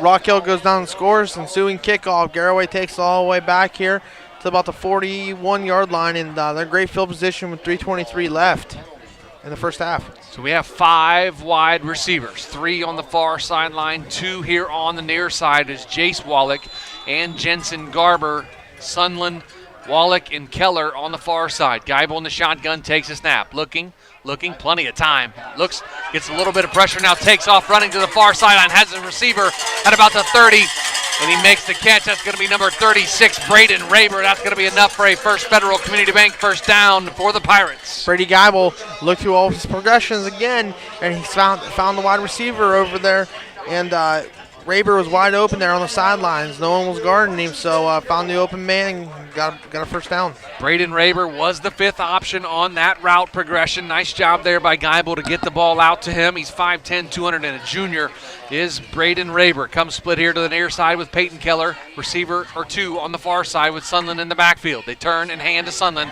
right up the middle. Breaks out of a tackle, spins to the ground. Inside the 25 down to about the 24-yard line for Dylan Sunland. Going to bring up second down for the Pirates.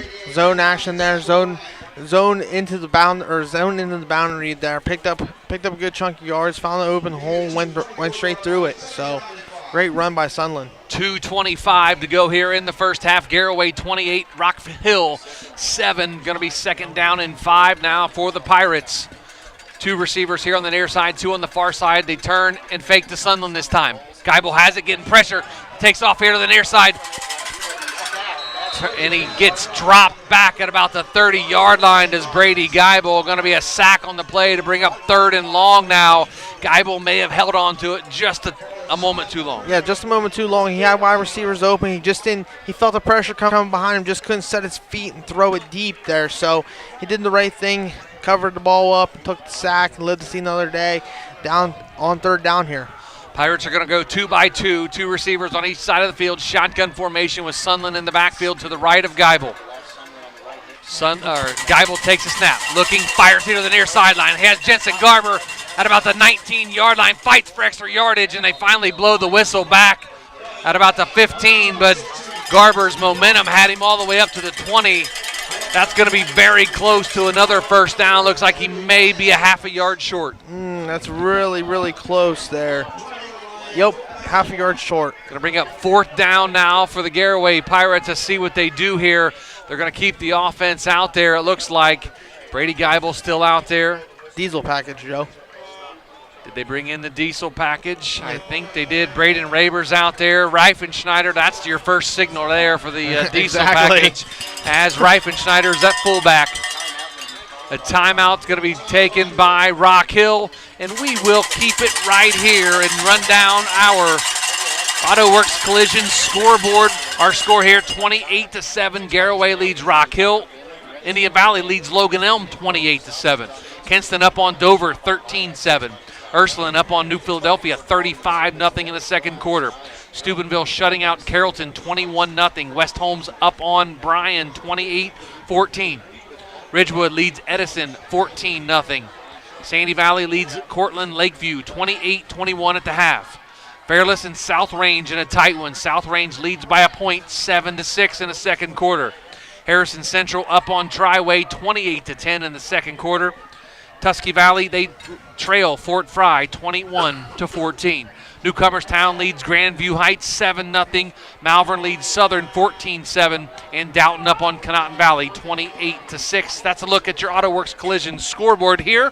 We have it at 28-7 with 51 seconds. Garaway has it 4th and 1 at the Rock Hill 20-yard line. To come back out in the diesel package. Sunland dots the triple stacked eye as Reifenschneider goes in motion. Going to be a toss here to the 20, 15, 10, 5. Touchdown, Dylan Sunland, number 3 on the day for Sunland. The Pirates lead 34-7. See, the last 2 times Garaway's ran that diesel package, they've gone up the middle. Now Coach Wallach's like, you know what, I'm not going up the middle with the diesel package. I'm going to shift my fullback out to the left in a motion, take the toss out to the left. Sunland for a 21-yard touchdown there. So Dylan Sunland having a big night here tonight. 3 touchdowns for the junior tailback. And the Pirates with a 34-7 lead as Gio Cologne now on for the extra point. Brady Geibel, your holder for the Pirates. The snap, the hold, the kick. It is up, and it is perfect again from Gio Cologne to score now 35-7. Back in 30 seconds. You're listening to Big Z Sports right here on Z Country 99.9. Big Brothers Big Sisters needs your help. Hi, this is Monique Duke, and we are committed to matching 82 children that have been waiting to meet their big. Do you have 4 hours a month that you could share with a little doing something you both enjoy? We match bigs and littles with similar interests, so this could be fishing, going to a ball game, going to church, or even shopping. If you would be interested in changing a child's life, please contact us at 330-339-6916 or visit us at bigsforkids.com/volunteer.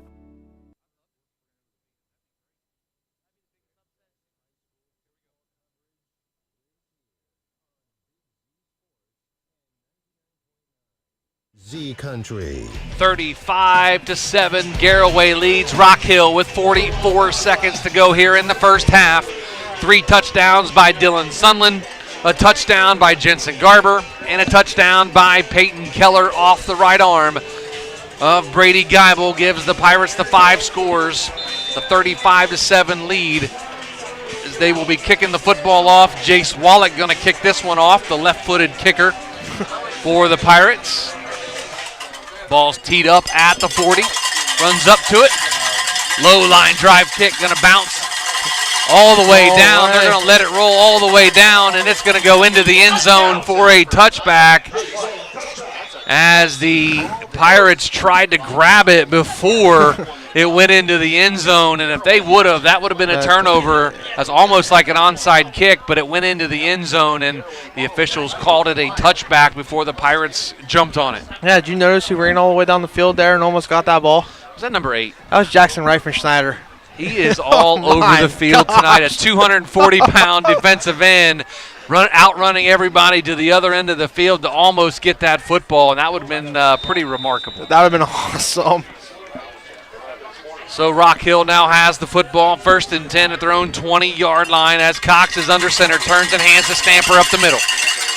Dragging the pile all the way out to the 25-yard line. Stamper on the carry, 2nd down and 5 now. Coming up here at halftime, our First National Bank of Denison halftime report. Chris Kale and Adam Soweski will get you caught up back in the Hartzler's Quality Housing Studios with all of the games going on in our area and catch you up with some stringers. Looks like Ridgewood took a 20-0 lead over Edison there in the second quarter. So they will get you caught up, but that's coming up here in about 10 seconds of game time. Turns and hands off again to Stamper, and that's going to be the final play of the first half. And at halftime, the Garaway Pirates lead 35-7 over Rock Hill. Going to head down to the sidelines and see if Ryan McClellan can catch up with Garaway head coach Jason Wallach.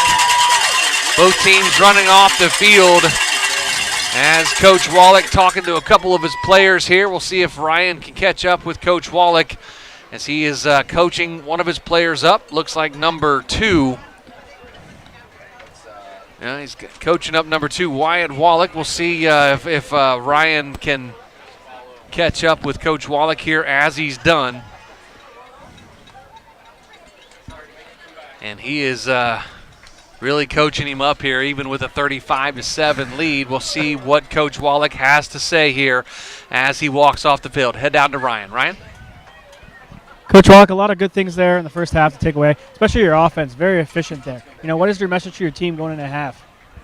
We just got to keep the pedal down and fly around defensively. We let them drive on us there. We can't get satisfied when we get up early, as they'll come back and bite us in the butt. All right, Coach, good luck. Thank you. Back to you, Joe. That's Ryan McClellan on the sidelines with head coach Jason Wallach of the Garaway Pirates. We're at halftime. Garaway leads 35-7. Coming up, our First National Bank of Denison halftime report with Chris and Adam back in the Hartzler's Quality Housing Studios. That's after this. You're listening to Big Z Sports right here on Z Country 99.9. WTUZ. Dumont Sporting Goods in Dover and Canton has just what you're looking for, so your athletes have the best gear for the sports they love. Dumont has a large apparel selection and can handle your customized screen printing and embroidery for your team or business.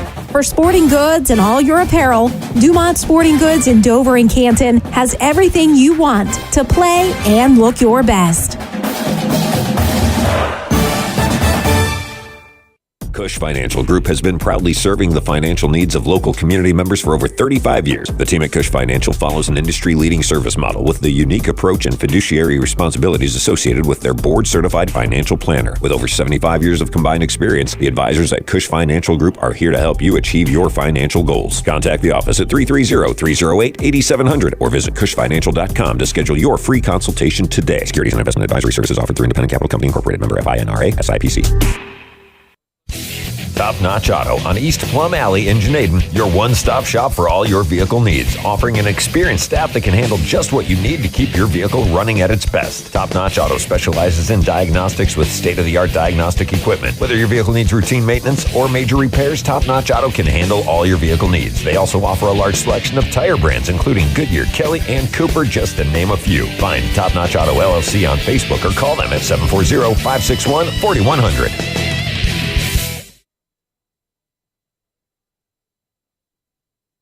Busy schedule? Check out Benson's Heat and Eat section with a variety of entrees and sides for you to choose from. And don't forget, Monday through Friday from 4 to 6, Benson's culinary team prepares hot, made-from-scratch dinners, complete with garden salad and bread and butter. Just call ahead to order.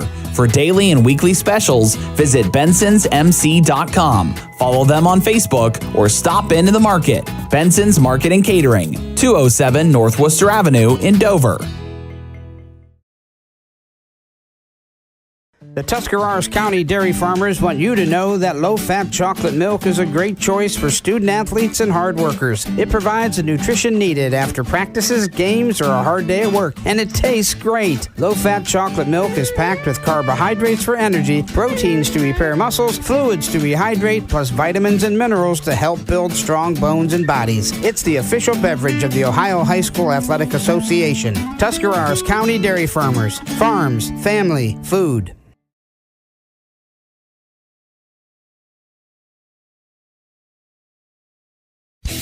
Top Notch Auto on East Plum Alley in Janaden, your one-stop shop for all your vehicle needs, offering an experienced staff that can handle just what you need to keep your vehicle running at its best. Top Notch Auto specializes in diagnostics with state-of-the-art diagnostic equipment. Whether your vehicle needs routine maintenance or major repairs, Top Notch Auto can handle all your vehicle needs. They also offer a large selection of tire brands, including Goodyear, Kelly, and Cooper, just to name a few. Find Top Notch Auto LLC on Facebook or call them at 740-561-4100. Jeff Wallach LLC is a family-owned and operated company proudly serving greater Northeast Ohio and surrounding communities for over 25 years. We specialize in vinyl siding, replacement windows and doors, gutters, downspouts, and much more. We provide quality service regardless of the size or scope of the project. Our crews are reliable, respectful, and mindful of a safe work environment. Jeff Wallach LLC is certified by the Better Business Bureau. Call today and discover how we can assist you in making your vision a reality. PAC Drilling, a family-owned and operated company since 2005 in Bolivar, takes pride in being an economic oil and gas drilling company. PAC's objective is to contribute to American energy independence through profitable development, operation, and marketing of oil and natural gas wells. PAC also employs operating technicians to oversee each and every well drilled to maximize its productivity and longevity. Contact PAC Drilling at pacdrilling.com. And minor repairs to major engine and transmission overhauls, Chuck Nicholson in Dover's is there to help you. Call 330-343-7781. Yeah, they're over there working, but a quick Auto Works Collision Center scoreboard. Garaway up 35-7 at half. Kenston up on Dover 21-7 second quarter. Youngstown Ursuline all over New Philly 35-0 at half. Steubenville. That game was just 8-0. Yeah, Steubenville's now up on Carrollton 28-0 at half. West Holmes leads Bryan 28-21 second quarter. Ridgewood up on Edison 21-0 second quarter. Sandy Valley up 28-21 over Lakeview at the half. Thank you for that, Shannon. All that high school football coverage. Tune in with the Big Z Sports team for halftime as they will bring you all the updates from around Z Country. For Logan Elm, it's the quick pass out to the left side. It's going to Landon Thompson, and he'll dive forward for a handful, but the clock's going to continue to roll. Yeah, he probably should have tried to take a step and get out of bounds real quick, but he chose to try to run by the runner. That was a 7-yard gain there for Thompson. Indian Valley fans want to hold. There's going to be a lot of contact, and now they're going to get a flag. It looked like the Logan Elm receiver and the Indian Valley defender were kind of deadlocked together, and we're going to have to see what the flag was. Or, excuse me, which one the flag is on, I should say. It's going to be pass interference on Indian Valley. And it sounds like they said defense number. I didn't catch the number there, who was out in coverage. I thought they said almost number 2 is on Sam Carter. No, Carter. I was going to say Carter's not out there. Carter's not out there. Oh, 22. Maybe it was Kinsey. Anyway, that will give a First Federal Community Bank first down to Logan Elm. They're now at the 40. They got Red lined up all the way over on the left, got Thomas over top of him. 3 wide receivers on the right. Walters back to pass, looking, steps into it, delivered it along the sideline, and it's going to be Red, and that big frame of his paying dividends again. He'll get up to the 45-yard line of Indian Valley. Another First Federal Community Bank first down. Yeah, nice job by Red right there. Thomas playing a little deep. Red come out, curled, and as soon as he curled, the quarterback got the ball out to him. 1st and 10 from the 45. Pressure from the Indian Valley line. Walters rolling right, rolling. Flag on the far sideline. Almost picked off by Indian Valley with Eric Golder. Nice defense over the back of the receiver. We have a penalty flag all the way out on the Logan Elm sideline where it looked like a defender and a receiver were locked up. Indian Valley faithful, they're trying their best to coax a holding call out of this officials crew. Yeah, you got to wonder if he's running downfield and the Indian Valley players just stand there and he's trying to engage with him. If he tries to engage with him. Personal foul called on Grady Kinsey. Is that the second one, though, Shannon? No, the first one wouldn't have been. It was not a personal foul. It wasn't a personal foul. I did not see what happened there between those two out on the other side, but Indian Valley once again on defense, Shannon. This is the one thing that they cannot afford to do, which is shoot themselves in the foot. Yeah, I look for him to go for red right here. 36 seconds left. Timeout, Matt Lancaster. Takes his last one, probably a smart timeout. We'll keep it right here. As I'm very intrigued to know what the Indian Valley coaching staff thought about that flag. Happened so far away from the play, so our eyes weren't even on it. But that's one of those situations, again, the first time Logan Elm scored, the only reason they got as far down the field as they did were two big, crucial penalties that the Indian Valley Braves committed. This is almost a carbon copy of that again. You're allowing Logan Elm to keep this drive rolling. Yeah, that's 30 yards and penalties right there. 15 for the pass interference, 15 for the unsportsmanlike conduct. But now Grady Kinsey's got to get his temper in check. If he gets another one, he's kicked out for the game, and he sits out next week. Is that a sit out first half, correct? Sit out first half, but it's only 36 seconds to halftime. Oh, boy. Some more scores here from the Auto Works Collision Center. Fort Fry 21 to 14 over Tusky Valley at halftime. Newcomerstown up 7-0 at half. Malvern up 14-7 in the second quarter. Some great playoff matchups from around Z Country. Thank you, Shannon, and thanks to Chris and Adam working hard back in the Hartzler's Quality Housing Studio to get those scores in. Walter's going to go back to pass. He's going to have to step up, and he gets grabbed by his shoelaces. Number 6, Tyson Pryor. What a sack for Pryor, and that's huge. Logan Elm cannot stop the clock. 20 seconds to go now before the half. 35-yard line. Walters, as he gets his receivers back, goes back in the pistol. Pressure. Steps up, delivers, has a wide-open receiver who falls down inbounds in red, and the clock's likely going to run out here. That stops for the first down. You're right. It has to stop for the chains to be reset. And this official's calling for 10 seconds to be put back on the clock, but it was at 9 when he caught the ball. Yeah. So a sack for, let's recap. The sack for Tyson Pryor was a huge sack.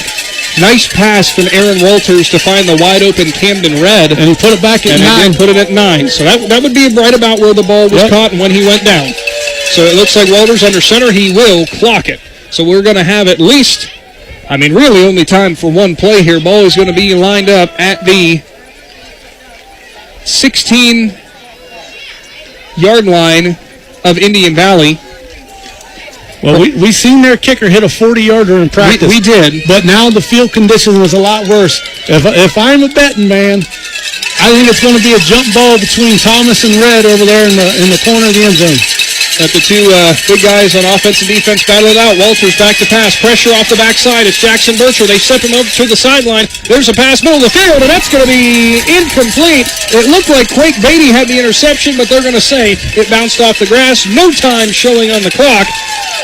Everybody take a deep breath because we're now going to halftime. Going to halftime with Indian Valley leading 28-7 over Logan Elm. And Indian Valley gets the opening kickoff to start the second half. It is time for your first National Bank of Denison halftime report. We're going to go ahead and take a quick time out here. We'll tally up some stats. We'll come back to tell you about that first half and what you can expect in the final 2 quarters here of this opening round playoff matchup. Nick and Shannon and the whole Claxon Communications crew with Big Z Sports and all of our sponsors. We'll be back after this. The First National Bank of Denison appreciates the hard work and dedication area athletes exhibit to be the best they can be for their team. We follow that same philosophy with our customers, working hard to build personal relationships and making our services convenient. The First National Bank of Denison's community involvement is important to us, and we love supporting our local schools. The First National Bank of Denison, with offices in Denison, Dover, Janayton Hutton, South Broadway, and Schunbrunn in New Philadelphia. We have our roots where others have their branches. Member FDIC, Equal Housing Lender. This is Jordan Hartzler with Hartzler's Quality Housing. In today's housing market, with low inventory and rising costs, there is a need for affordable housing. With our team's knowledge and experience, we strive to provide affordable, quality housing to our customers to help them achieve their dream of home ownership. We have been a family-owned and operated business for 45 years. Conveniently located just off I-77 in New Philadelphia, stop by and browse their model homes or learn more by visiting Hartzlers.com. Join us at Keim Home Center in Charm during our... People are always asking, what is Cartoons? I hear that name on the radio all the time. Cartoons is a radio shop in New Philadelphia that specializes in tuning up your stereo system on anything you drive or ride. We tune up car tunes, truck tunes, boat tunes, motorcycle tunes, RV tunes, new and used vehicle tunes. We carry the best brands from Kenwood, Sony, Alpine, Pioneer, just to name a few. Cartoons also carries a full line of lighting accessories, backup camera systems, remote starts, or just need it installed? Give us a call. Cartoons on West High Avenue in New Philly. Be there.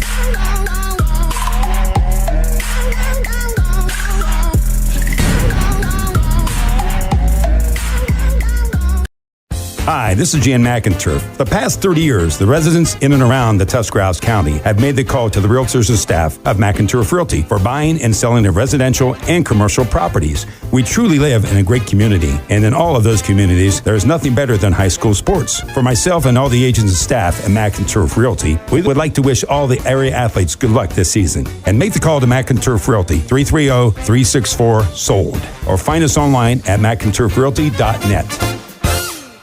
Supporter of their communities for over 87 years, with offices located in Denison, Dover, Janadenhutton, South Broadway, and Schönbrunn in New Philadelphia. They have roots where others have their branches.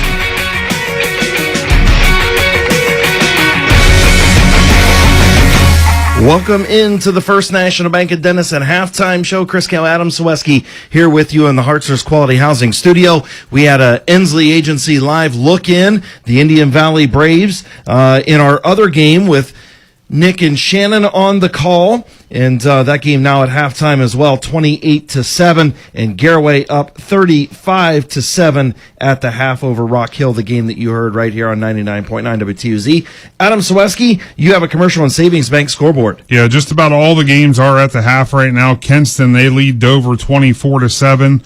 Youngstown Ursuline, they are beating New Philadelphia 35-0. That game's at the half. Steubenville, they lead Carrollton 28-0. Game still in the second quarter. West Holmes, they lead Bryan 35-21. Ridgewood all over Edison 21-0. Sandy Valley, they lead Cortland Lakeview 28-21. That's a defensive optional game. Yeah, no kidding. South Range, they lead Fairless 28-13. Harrison Central leads Triway 28-10. Fort Fry, they lead Tusky Valley 21-14. Newcomerstown and Columbus Grandview Heights, that game just tied up at 7-7 in the third quarter. About 9 minutes to play in the third quarter. Dalton, they lead Conotton Valley 34-6.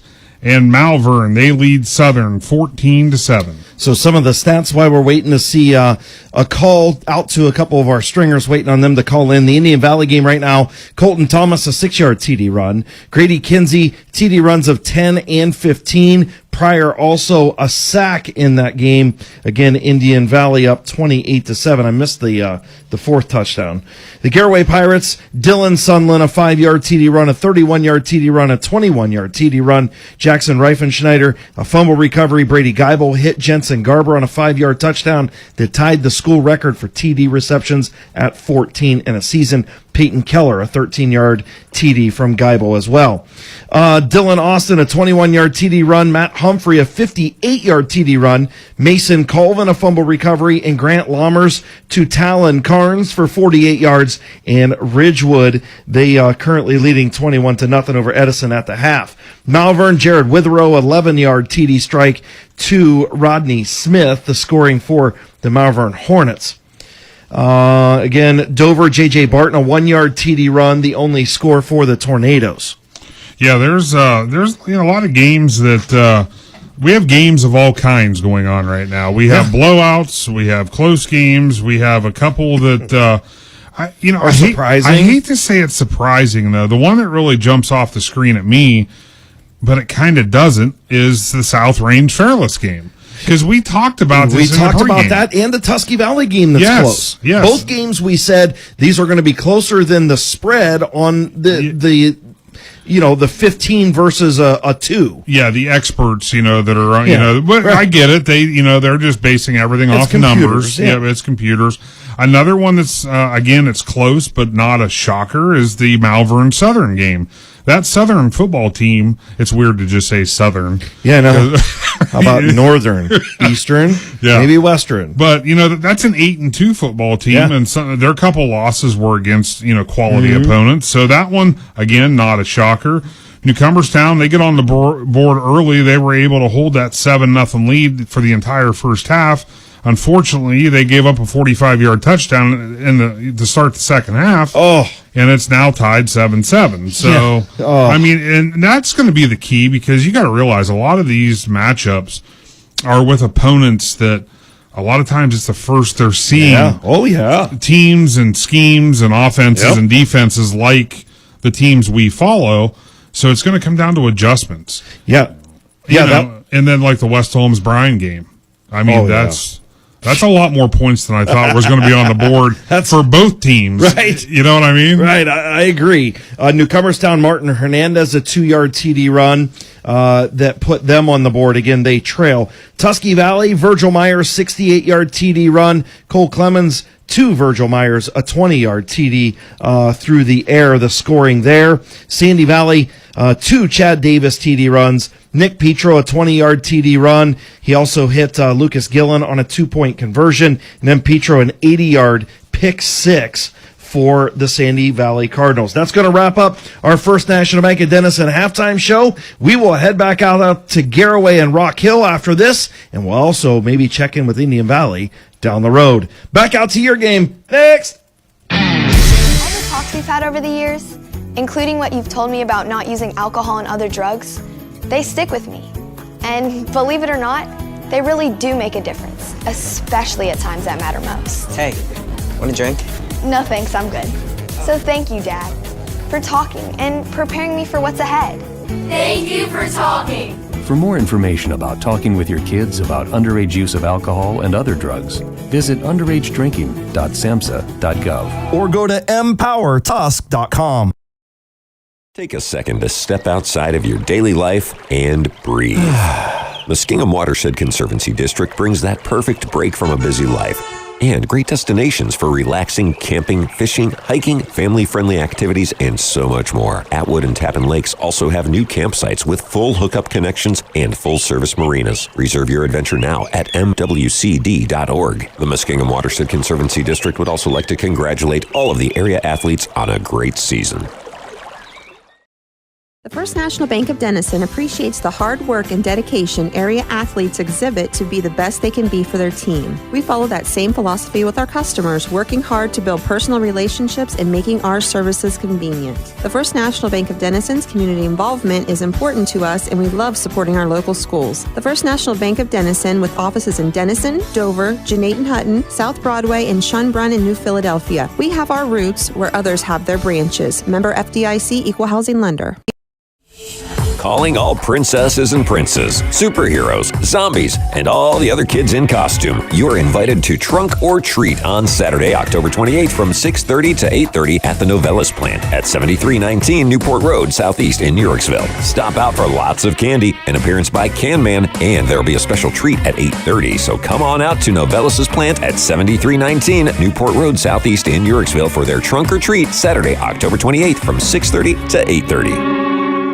Fell can sell. When you choose the Caleb Fell Real Estate Team, you can count on local expertise, terrific communication, an expert negotiator on your side, and detail-oriented service throughout the process. Real estate does not have to be difficult or stressful. Choose a team that will make the process quick, easy, and professional start to finish. Whether you are ready to buy or ready to sell, make sure you call Caleb Fell with the Caleb Fell Real Estate Team. Hi, I'm Zach Motice with the Tuscarawas Insurance Agency. For all your auto, home, farm, and business insurance needs, contact our team at the Tuscarawas Insurance Agency or stop in and see us at one of our 3 locations in Sugarcreek, Strasburg, and downtown New Philadelphia, providing excellent service to the Tuscarawas Valley since 1885. Everyone here at the Tuscarawas Insurance Agency would like to wish all area athletes and teams good luck. This is RJ Jacobs from DAC Vitamins and Minerals. Did you know that DAC Vitamins and Minerals has more than 40 proven equine supplements that include daily multivitamins, joint, digestion, reproduction and fertility, calming, and many other specialty products? DAC also carries a complete line of livestock products called DAC Show Contender. Feed DAC Vitamins and Minerals to get the competitive edge in the show pen. We've been feeding champions since 1983. TMK Valley Propane is embracing remote tank monitors. Are you tired of going outside to check your propane tank or forget to order your propane on time? TMK Valley Propane now provides reliable remote tank monitoring technology. Let TMK Valley Propane take the worry away, provide timely delivery, and never run out of propane again. Thank you for your trust in TMK Valley Propane. All the way with TMK, service with a personal touch.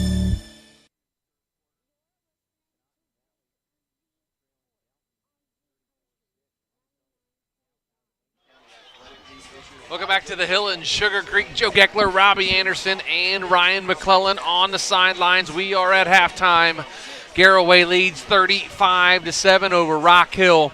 And Robbie, that first half led by Dylan Sunland. 3 touchdowns on the ground for Dylan, the junior, and did a nice job offensively. The Garaway defense was bending a little bit. They broke the one time, giving up the touchdown, but all in all, the Garaway team played a solid half of football. Yeah, you couldn't ask for a better first half there by the Garaway Pirates. They came out, executed to perfection there in their first drives or so. They had a couple penalties and took some touchdowns away, but they didn't bend.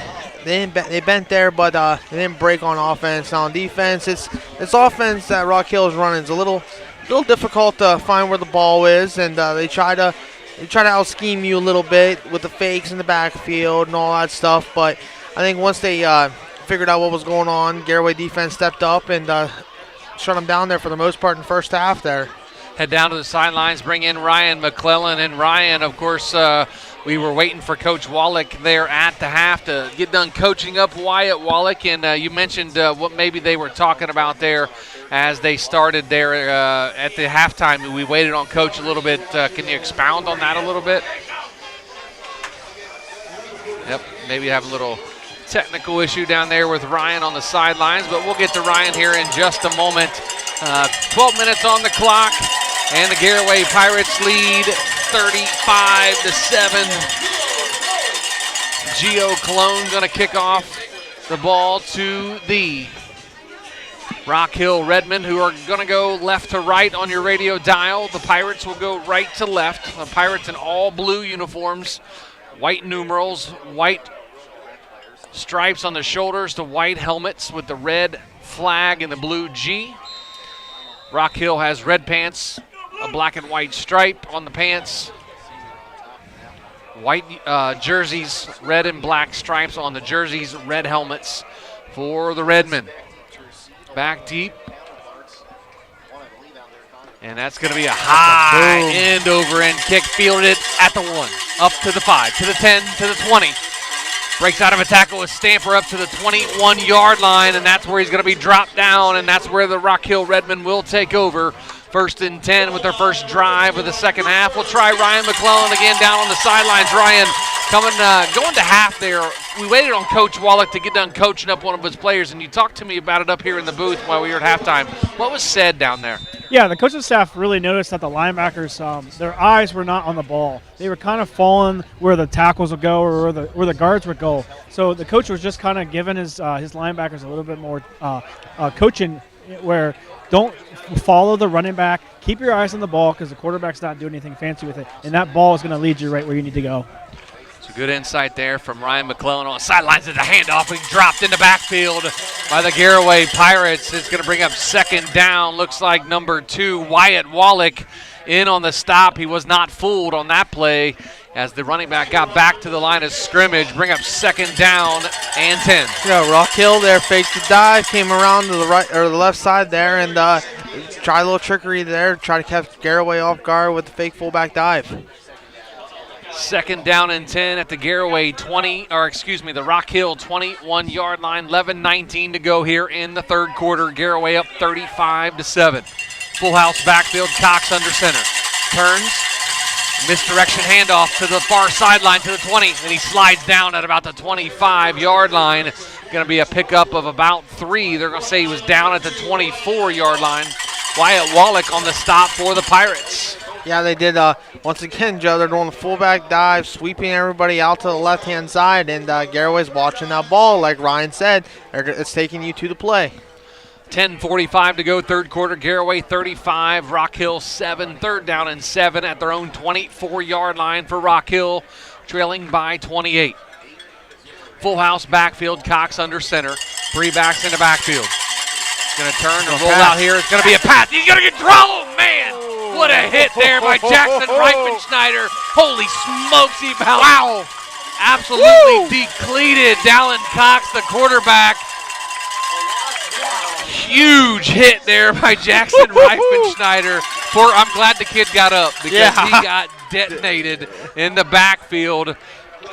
Dallin Cox, 140-pound sophomore, outweighed by 100 pounds by Reifenschneider, and he takes a shot on him as the punter is now back. Landon Rose back deep to punt the football away. A couple Pirates back deep as well to return this punt. The snap is back. Going to be a low line drive kick. Bounces about the 35 to the 40. Picked up by the Garaway Pirates, and that's where he's going to be dropped, right at the 40-yard line.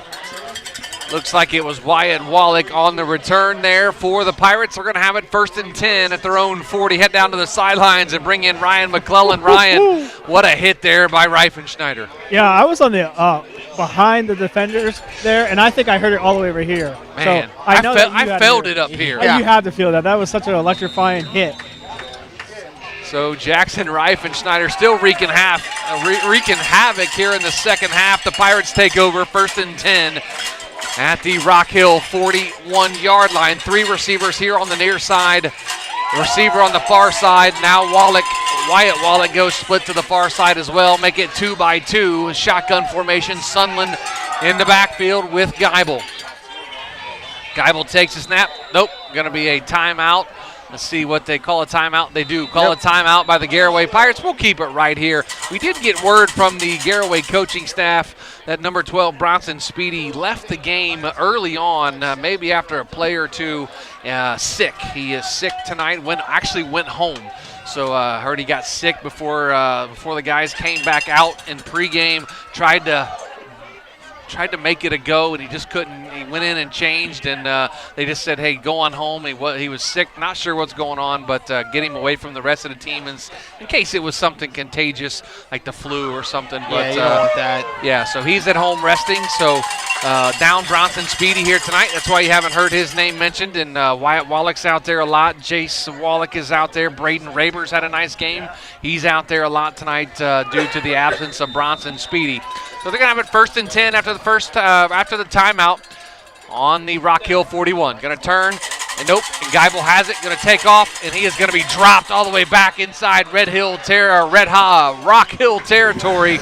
Number 53, Wyatt Jenkins on the sack of Brady Geibel. Yeah, he got out there, tried to boot out here as quick as he could, and the backside defensive pressure, I mean, that he doesn't feel it. Geibel does not feel that coming. So as soon as he hears footsteps, he wants to hold that ball and just tuck it away like he did. It was 2nd and 19 at the midfield stripe at the 50. 3 receivers split here on the near side, 2 on the far side. Geibel in the shotgun gets the call from his sideline.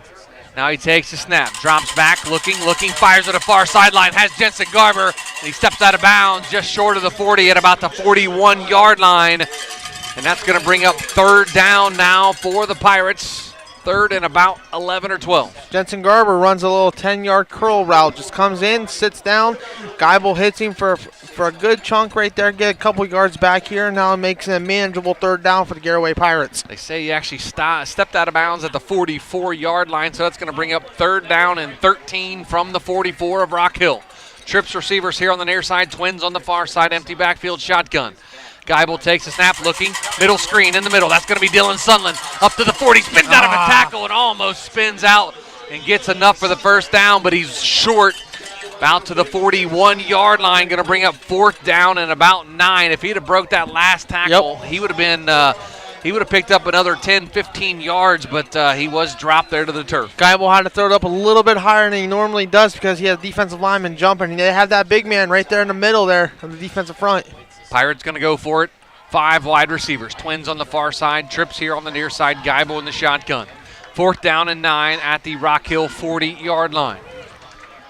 Geibel calls out the cadence, now gets the snap, drops back, looking, plenty of time, runs here to the near side. He's going to take off running to the 40, to the 35. Nope.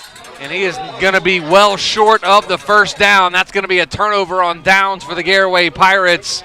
And the Rock Hill Redmen force a turnover on downs here for the Garaway Pirates, and Rock Hill takes over, trailing 35-7. Looked like Geibel was a little bit confused there where the first down marker was. He thought he was a little closer than what he was, and he reached that ball out there like NFL players do, trying to get that first down, but he was well short of it, so maybe a little confusion. He was about 5 yards short of the line to gain. He went out of bounds at about the 35. He needed about the 30-yard line for the first down, so Rock Hill takes over, first and 10 at their own 35-yard line. Full house backfield for the Redmen. Cox under center.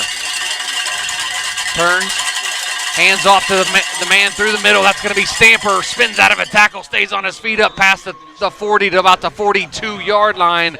They get the 43-yard line. Going to bring up second down now for Rock Hill. I keep wanting to call them Red Hill, but they're Rock Hill. I know. Rock Hill's quarterback there, Dallin Cox, he was just a little spin around, ring around the rosy there. I mean, he faked the one person, faked another person, just handed the ball up right up the middle there, and they got a good chunk of yards there. I mean, it's trying to watch this offense from Red Hill. It's Rock Hill. It's impressive. Now you got me saying it, Joe. It's shades of a wing tee, but they're not running a wing tee. It's a full house backfield like you see Newcomerstown run. Yeah. But they're doing a lot of wing tee motion as the handoff is to Stamper. He stays on his feet, gets all the way up close to the 50-yard line. That's going to be enough for a First Federal Community Bank first down for the Redmen, as we have a player down with 65. He was helped up by number 8, Jackson Reifenschneider. Thought he was down with an injury there for a second, but he was able to pop back up, and that's going to be a first down for the Redmen. Trailing 35-7 with 6:40 to go here in the third quarter. Garaway up 28 at 35-7. So the Redmen have it first and 10 at their own 49-yard line. Full house backfield. Cox under center. Turns. Hands off to the mysterious guy, number 50. Not sure who that is. He gets out past the 50 to about the 49-yard line. Going to bring up second down. That looked like more of a sweep there, like a little sweep. He had the 2 running backs on the left-hand side, lead blockers, and the running back was all the far right side here, closest to us. Got the handoff, and it looked like it was a little it wasn't a jet action. It was more of like a handoff sweep kind of thing, just following the running backs. Cam Gazboda checks out. Caden Doan now in at the safety position for the Pirates. Full house backfield again. Cox under center for the Redmen. False start.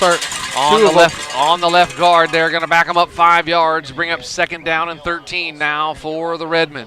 Yeah, it looked like the running back jumped 2 there.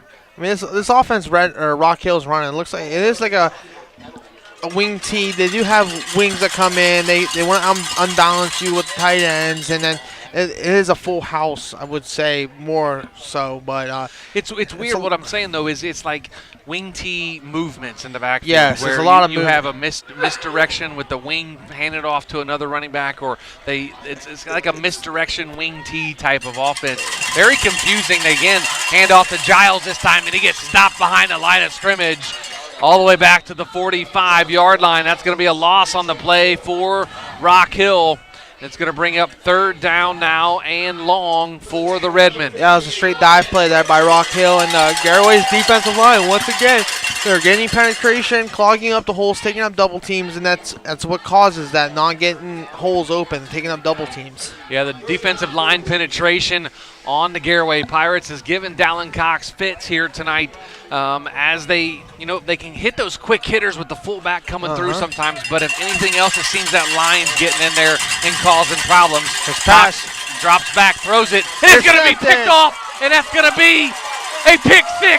Yep, see ya. A 45-yard touchdown for the Garaway Pirates.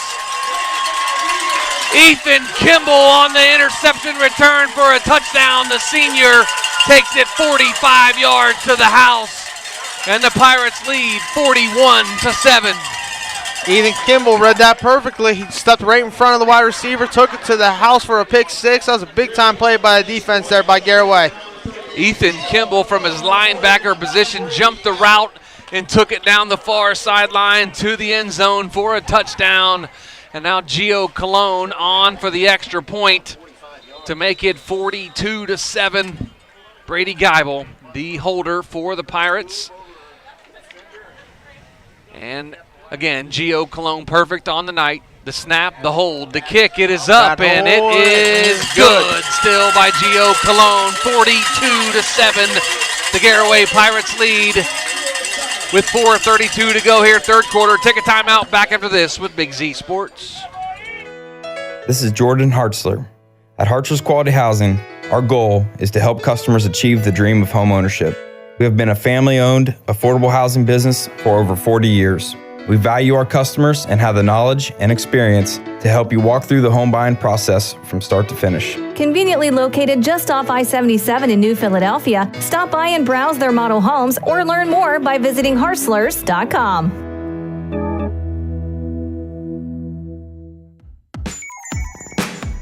Wood Electric has been trusted with all of your electrical needs for over 30 years. They are the place to call for residential, commercial, and industrial work. Wood Electric is available 24 hours a day and ready to help with any electrical problem, outage, or installation. Wood Electric, serving Tuscarawas County and beyond since 1988. Like Wood Electric on Facebook or find them online at woodelectric.net.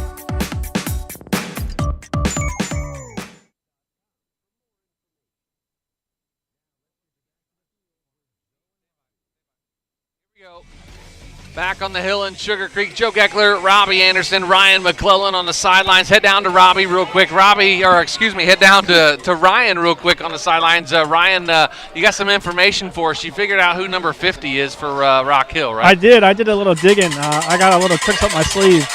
Number 50 is Braxton Harper tonight. Braxton Harper, so that's the mysterious number 50 for the Redmen as the ensuing kickoff from Gio Colon goes into the end zone for a touchback, and that's where Rock Hill will have it, 1st and 10 at their own 20-yard line. That's going to be a running clock until it drops below 30 points. 35-point lead now for the Garaway Pirates. Now we might see a couple more substitutions here for the Garaway Pirates, trying to stay healthy at least because they know they're probably going to move on in the next week. Try to keep your starters healthy as much as you can. So 42-7, Garaway leading Rock Hill, 3:54 and counting here in the 3rd quarter. Cox under center. Full house backfield, turns and hands again. Nope. Stamper is going to be busted out to the far sideline. Man, that movement in the backfield as the defender shoves him out of bounds. That's going to be Jensen Garber, Jace Wallach over there as well. And that's going to be enough for a First Federal Community Bank first down for the Redmen. Once again, they fake the handoff. Nice little outside sweep there to the left side on their sideline. And I saw a big hit over there by the running back. He laid the shoulder down and took out one of the Garaway Pirates. So they're still not giving up, Joe. They're running the ball very hard. Both teams playing hard here tonight. 42-7, Garaway leads Rock Hill. 3:10 to go here, 3rd quarter. Clock moving. 2 receivers here on the near side, back in the backfield. Receiver goes in motion. It's going to be a jet sweep around, and he is going to be dropped in the backfield for a loss on first down, about a 3 or 4 yard loss. They tried the jet sweep with number 23. That was Mason Hanners on the carry for the Redmen. Joe, this offense, it's kind of confusing me a little bit, and I've been around football for a long time. So, I mean, it's incredible that a coach can draw this up like this. Fake handoff here, fake handoff there. It looks like I'm watching the Georgia Tech offense where they fake it, but they have the triple option and they pitch it. There's so many fake handoffs.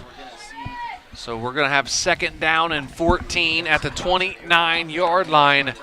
2:25 to go here in the third quarter. Garaway up 42-7. Receiver on the far side, wing on the near side, 2 backs going in motion, and that's going to be a 5-yard penalty. As you, this isn't Canadian football. You can't have multiple people running in motion. No, you can't. And 2 wings went in motion, and you can't do that. Nope, not at all. And it looked like they were trying to hit that little tight end pop pass there down the middle of the field. So luckily they got the penalty on them. Yeah, that might have been a huge pickup there for Rock Hill, but it's going to be a 5-yard penalty. Going to back them up 5 more yards. 2nd down and 19 now on their own 29-yard line. 1:45 to go. The clock moving on the running clock. 42-7. Garaway leads Rock Hill. Full house backfield. Cox under center. Turns and hands again. That's the number 14 Stamper, and he gets dropped at about the line of scrimmage. Couple guys in there. Wyatt Hirschberger, Jackson Reifenschneider in there as well. Ethan Kimball in there for the Pirates. Kimball's had a big couple of defensive stands here at the pick 6 a little bit ago. And, of course, Wyatt Hirschberger, we've talked about him a lot tonight. We always talk about number 8. He's always in on about every play. Every play he is. He's got a motor that doesn't stop. This whole defensive line that Garaway has been phenomenal tonight, taking up every gap you can think of, playing disciplined defense, and it's really nice to see that. Under a minute to go, clock moving. It's 3rd down and 17. Full house backfield. Stamper comes here to the near side. Gets snowed under. Guess who's there? Number 53, Wyatt Hirschberger. 27, Peyton Keller. Jackson Reifenschneider.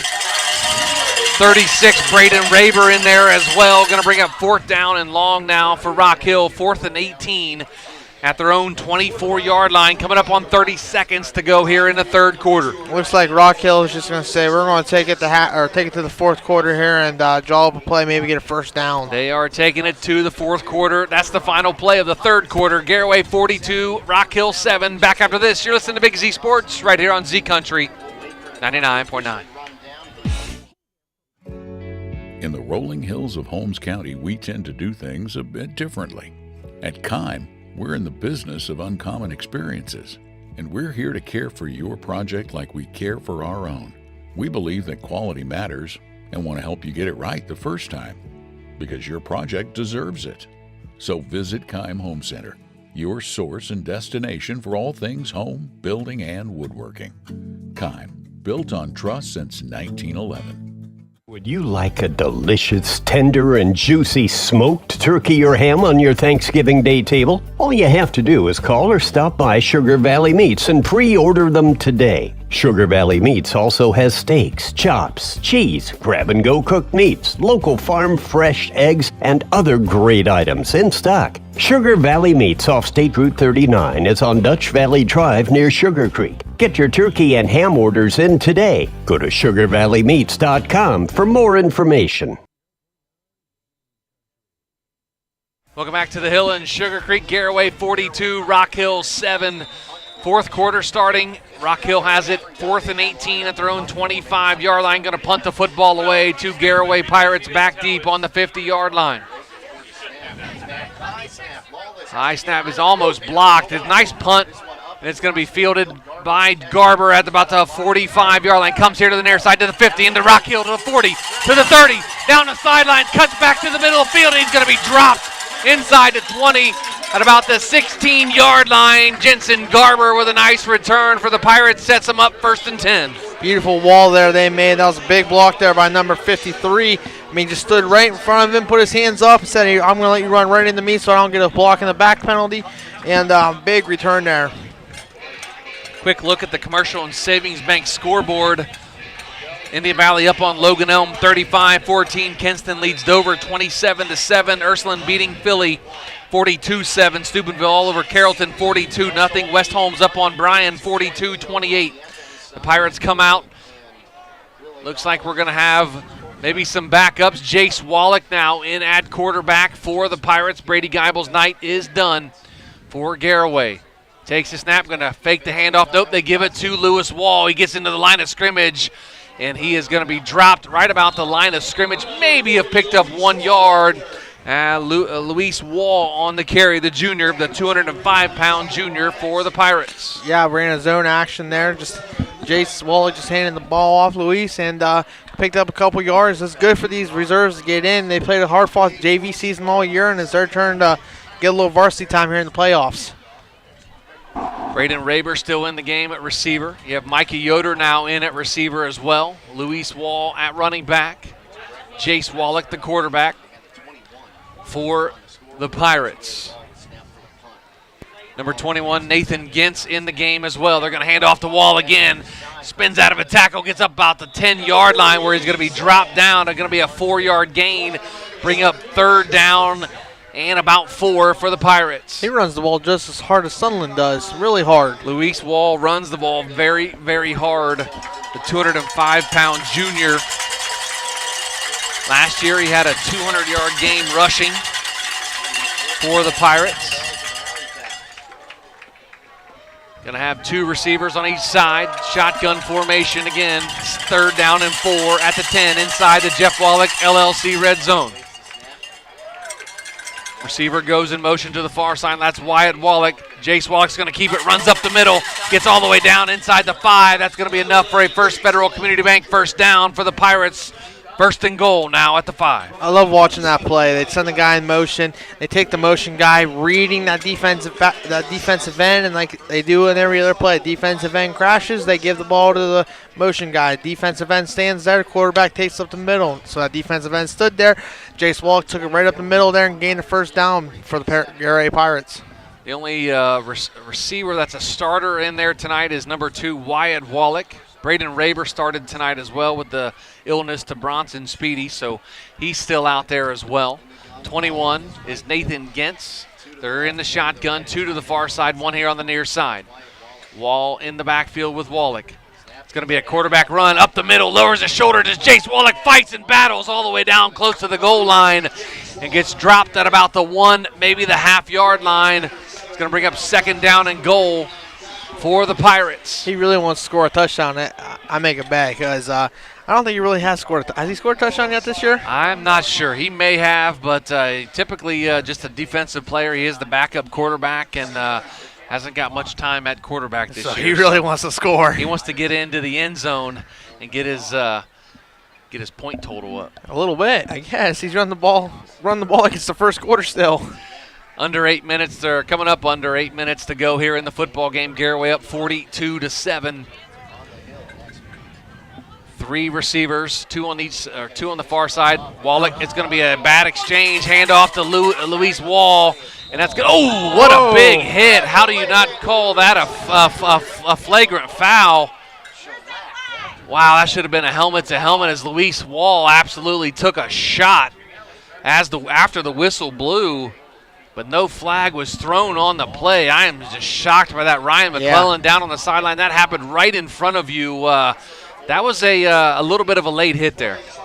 Yeah, it was a little bit late. I'm not sure exactly what the official was thinking. I think he was trying to keep it, the game control. Wasn't trying to keep it out of control, I think. But yeah, it was definitely a higher hit from where I seen it here on the sidelines. So Luis Wall checks out of the game after taking the big hit there. 2 backs in the backfield. We have a timeout on the field. The officials going to take a time here and see. I think one of the defenders' helmets came off, and I think he would have to come out for a play. He does. If the defender's helmet came off, they got to remove him from the game for a play, and I think that's what the officials are talking about. Ryan, can you tell what they're talking about down there?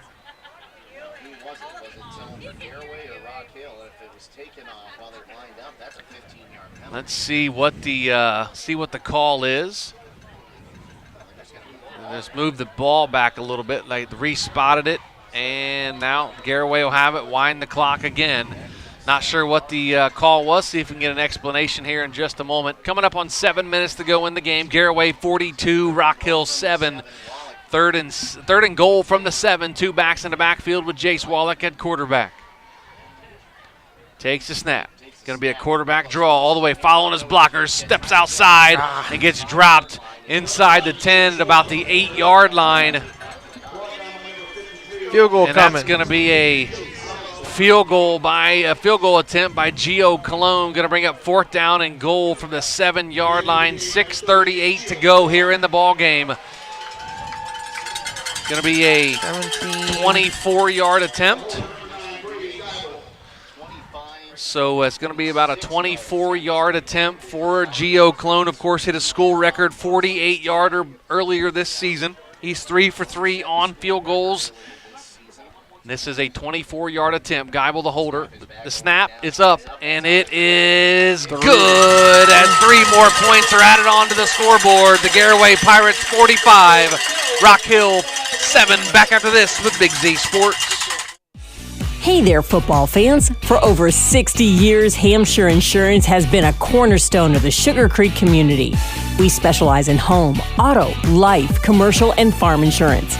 With our friendly and efficient service, you can rest easy knowing Hampshire Insurance is providing a path forward when the unthinkable happens. Give us a call at 330-852-4087. Hampshire Insurance, proud supporters of high school sports and your trusted neighbors in Sugarcreek. Hey football fans, are you ready to cheer on your local team in the playoffs? Hi, this is Bethany Peters and Chet Peters from the Peters Team Realtors and Auctioneers with Keller Williams. And we're here to show our support. Whether you're buying, selling, or just looking for your dream home, our team has got you covered. We're not just passionate about real estate, we're passionate about our community. So join us in rallying behind our team as they dominate the field. Go team. Go Peters Team Realtors and Auctioneers. We're here to coach you.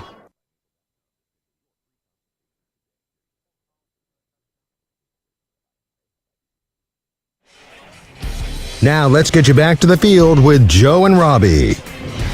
Welcome back to the Hill in Sugarcreek. Joe Geckler, Robbie Anderson, Ryan McClellan on the sidelines. The Pirates lead 45-7 with 6 minutes to go here in the football game. The Pirates score on a 24-yard field goal by Gio Cologne, his 4th of the season. Jace Wallach now going to boot the football away. Going to be a high end over end kick, and it's going to go out of bounds. And that's going to be a procedure penalty on the Garaway Pirates as Rock Hill will start with great field position, trailing 45-7. So, Joe, I want to say Garaway has 5:39 till this game's over. It looks like East Knox will be coming here to the Hill next week. East Knox knocking off Martin's Ferry in the 4th quarter, 35-17. So could be Martin's Ferry, could be East Knox coming up here to the Hill in Sugarcreek. Got to make the trip up. Yeah, I don't even know where they're from. I don't know if they're Howard, maybe. It says Howard. I don't know how far away it is. Knox. So we'll see if that score holds up here. It's 45-7 with 5:27 to go. Turn and hand off to Stamper off the middle. In the middle, picks up about 5, maybe 6 yards. Does Anthony Stamper, and that's going to bring up 2nd down. Wyatt Miller on the tackle for the Garaway Pirates. They have wholesale changes on the defensive side of the football for the Pirates. We got a Looks like we have a Rock Hill defender down on the field. Looks like it may be a cramp. Run over our commercial and savings bank scoreboard for us, Robbie. Here at Garaway, Garaway's beating Rock Hill 45-7 in the 4th quarter. Down in Logan Elm, Indian Valley's up big, 42-14. That's in the 3rd. Kenston up on Dover, 27-7. Here's a final in Youngstown. Youngstown Ursuline, 42. New Philly. Season comes to an end. They lose 42-7. Steubenville over Carrollton, 42-0. West Holmes up on Bryan, 49-28.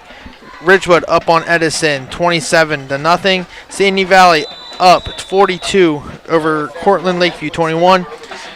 South Range up on Fairless, 35-13. Harrison Central up 34-7 over Chiway.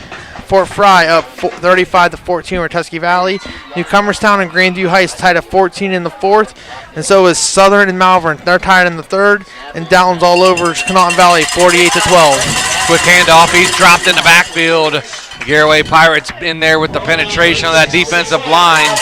Wyatt Miller in on the stop again. for the Pirates. Going to bring up third down and about 2 with 4:30 to go here in the football game. Garaway up 45-7. Yeah, it looks like the Garaway defense doesn't miss a beat from the first team to the second team. That's what happens when you go up against each other all week. You know their offense really good. Third down and 2 now from their own 43-yard line. As Rock Hill still in the full house backfield. Cox under center. Nope, that's going to be a new quarterback under center. They're going to pick up the first down, though, a pickup of about 6 or 7. That is number 9. Levi Giles, it looks like, on the carry for Rock Hill. Their quarterback, number 9, Dallin Cox, still in the ball game as well. Looks like he, number 9, just checked out. They may be getting some backups in there, getting their seniors out of the game here, trailing 45-7 one final time. 3:35 to go here in the game. 1st and 10 at their own 48-yard line for Rock Hill. Garaway's defense is still staying strong up there in the front line. Ball on the turf. That's going to be Anthony Stamper that put it on the turf, but he picks it up. And he picks up a couple of yards past the midfield stripe into Garaway territory at about the 49-yard line. Going to bring up second down now. Cooper Gintz on the stop for the Garaway Pirates. Big stop there for the Garaway Pirates. This second-string defense is playing just as aggressive as the first team, and it's very nice to see so far. Under 3 minutes to go now here in the game. Garaway's going to move on to the second round and get one more home game for these seniors next Friday night here on the Hill. Looks like they will take on East Knox, who's beating Martins Ferry late in the fourth quarter. 2:40 to go here in the ball game. Cox is under center, turns, has a trouble. And there's either a flag or a bean bag that was thrown out. It looks like the same color of the flag. No, there is a flag. There is a penalty marker. I thought it was a fluorescent yellow flag that flew in there. Let's see what the call is going to be, unless he meant to throw his bean bag. I think he meant to throw the bean bag. Nope. They're going to back him up. Back him up 5 yards, it looks like. Not sure what it was. Maybe it's more than that. It's going to be a hold. Might have been a holding penalty. Looks like a hold, a 10-yard penalty going to back him up. I thought I saw a flag in there. Second down and long now. 2nd and 17 inside their own territory is Rock Hill.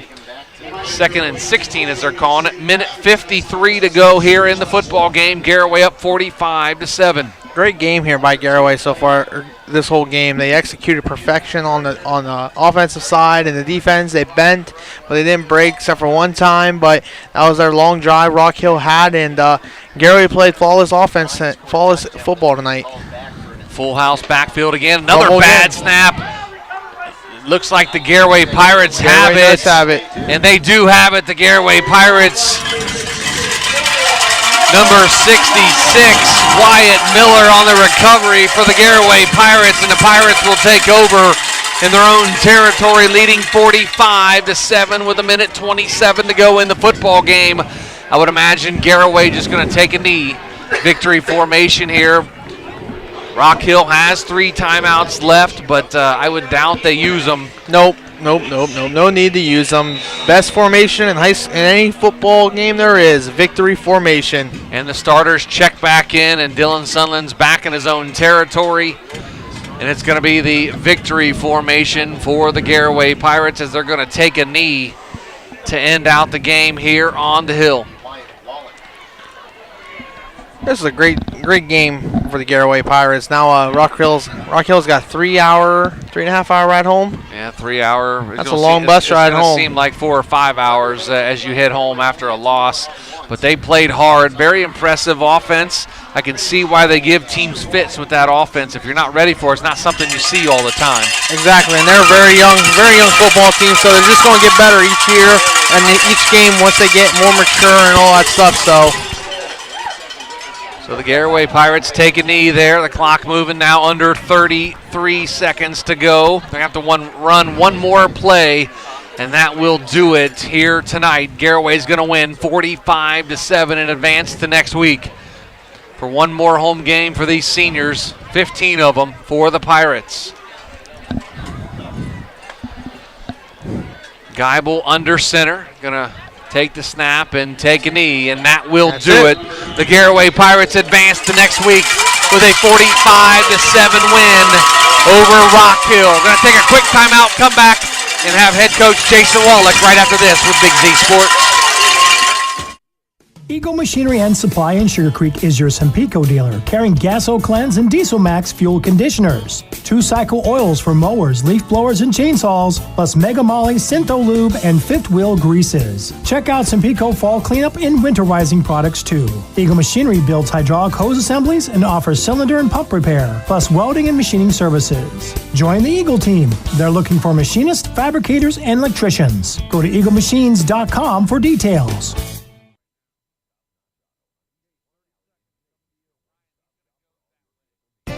This is Carly Mills. At First Federal Community Bank, our mission is to empower the financial well-being of our community one person at a time. Through integrity and quality, we earn the trust of our customers and exceed their expectations. First Federal Community Bank, investing in our community since 1898. Serving your banking needs in Dover, New Philadelphia, Yorksville, Sugarcreek, Berlin, and Mount Hope. First Federal Community Bank, member FDIC.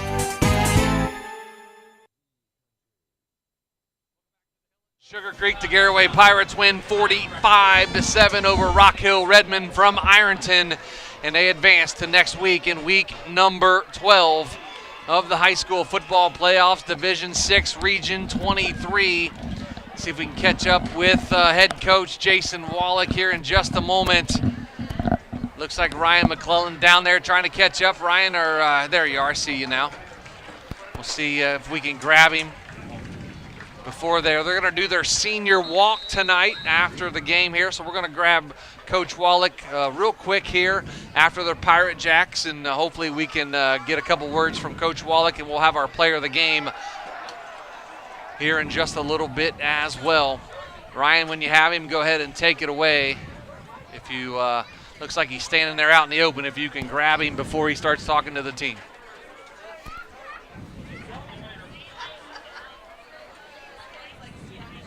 All right, he's saying a couple things to the coach, but Ryan, down on the sidelines, man, what a great game for the Pirates there tonight, 45-7 winners, and looks like the team is heading over to do their cheer with the band, and let's see if we can catch up with Coach Wallach real quick. Ryan, looks like you have him. Go ahead. Yeah, I got Coach Wallach here now. Hey, Coach Wallach, great win by your team here. I noticed a little bit that that offense was giving you a little bit of fits there in the first half. You know, that little bit of option. Talk about your defense, how they made the adjustment in the second half to be able to stop them from putting points on the board. Yeah, just the one drive there. They found a little seam, and that was definitely a defensive flaw on our end. So I thought we did a nice job of making that adjustment in the half at halftime, and we took that away from them. So, but that was 100% our fault. That touchdown's on us, not the kids. Your offense was very smooth tonight. You know, Brady was very comfortable in the pocket. A little bit controversial there on that fourth down. I'm not sure if he knew if it was fourth down or not when he ran out of bounds there. But, it didn't hurt at all. Your team looked great. Sunland looked very good on the way he follows his line. He does a very good job. Talk about him a little bit. Talk about the offensive line especially. Yeah, I thought Dylan really ran behind his pads tonight. We thought the first couple of weeks he ran really well, really hard.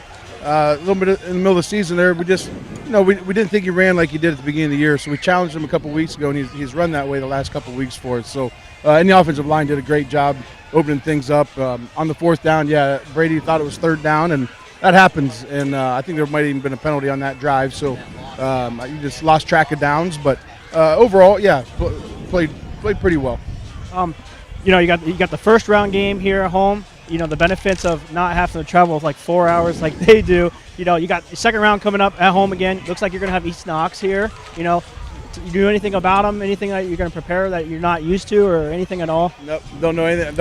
Haven't seen them run a play yet. So we'll start working on that tomorrow and put a game plan together. All right, Coach. Thank you. Enjoy this win. Back to you, Joe. That's Ryan McClellan on the sidelines with head coach Jason Wallach. Victorious head coach Jason Wallach as his Pirates win 45-7. Going to take a quick break, come back. We'll announce our Mac and Surf Realty player of the game and see if we can catch up with him. That's after this timeout. You listen to Big Z Sports right here on Z Country 99.9.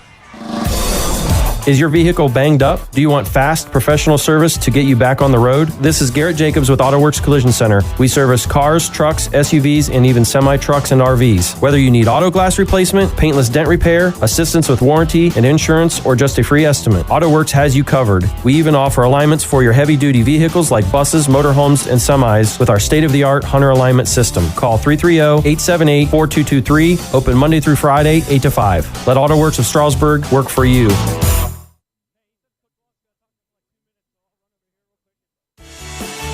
The certified public accountants at Niedenthal & Company believe in the value of relationships. Niedenthal & Company has been in business for over 50 years in your community, helping individuals and businesses grow. Niedenthal & Company can help manage and prepare your payroll, plan your estate, and prepare your business and personal income taxes. Stop into the Niedenthal facility on North Worcester Avenue in Dover and become a valued client today. Dr. Nathan Springer is in the business of making smiles, specializing in braces and Invisalign for children and adults. Dr. Springer provides smiles that can be recognized anywhere. Just look at the winning smile on some of the players. Compliments of Dr. Nathan Springer Orthodontics. Hey, that smile of pride on the face of mom and dad might be from Dr. Springer too. Dr. Nathan Springer Orthodontics, in the business of making smiles, at 107 Ray Avenue Northeast in New Philadelphia. Planning your next vacation or home improvement project and worried about managing expenses? CSB can help with that. Setting a goal is the first step to achieving your vision, and CSB's Money Manager tool helps you get started. Whether you are recovering from Christmas spending or preparing to send kids to college, the Personal Financial Management tool helps you set goals, track your spending, and monitor your progress. Money Manager is available within CSB's online banking. Check it out today. The Commercial and Savings Bank, member FDIC.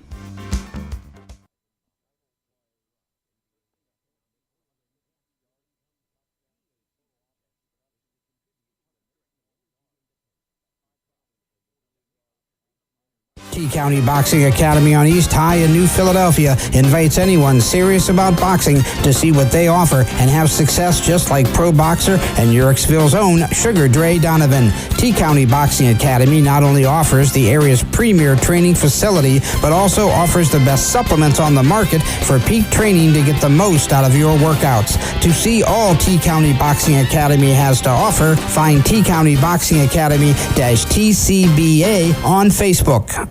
Let the experts at Bear Carpet One in Sugarcreek help you pick out the right window treatment for you. Bear is now carrying Alta window fashions. Their cost-effective, made-in-America blinds and shades come in many styles. Honeycomb, roller shades, wood, faux wood, aluminum, and vertical blinds. Even custom shutters in many fabrics and materials. Alta blinds and shades can be automated through a remote, smartphone, or even voice. Come check out Bear's Alta display. Bear Carpet One, just off Route 39 in the Salzburg Plaza in Sugarcreek.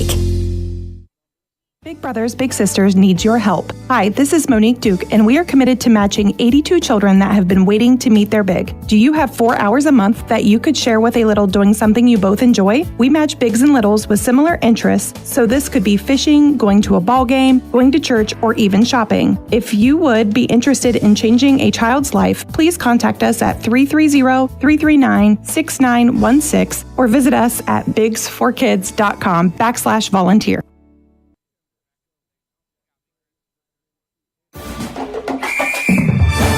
Dumont Sporting Goods in Dover and Canton has just what you're looking for, so your athletes have the best gear for the sports they love. Dumont has a large apparel selection and can handle your customized screen printing and embroidery for your team or business. For sporting goods and all your apparel, Dumont Sporting Goods in Dover and Canton has everything you want to play and look your best.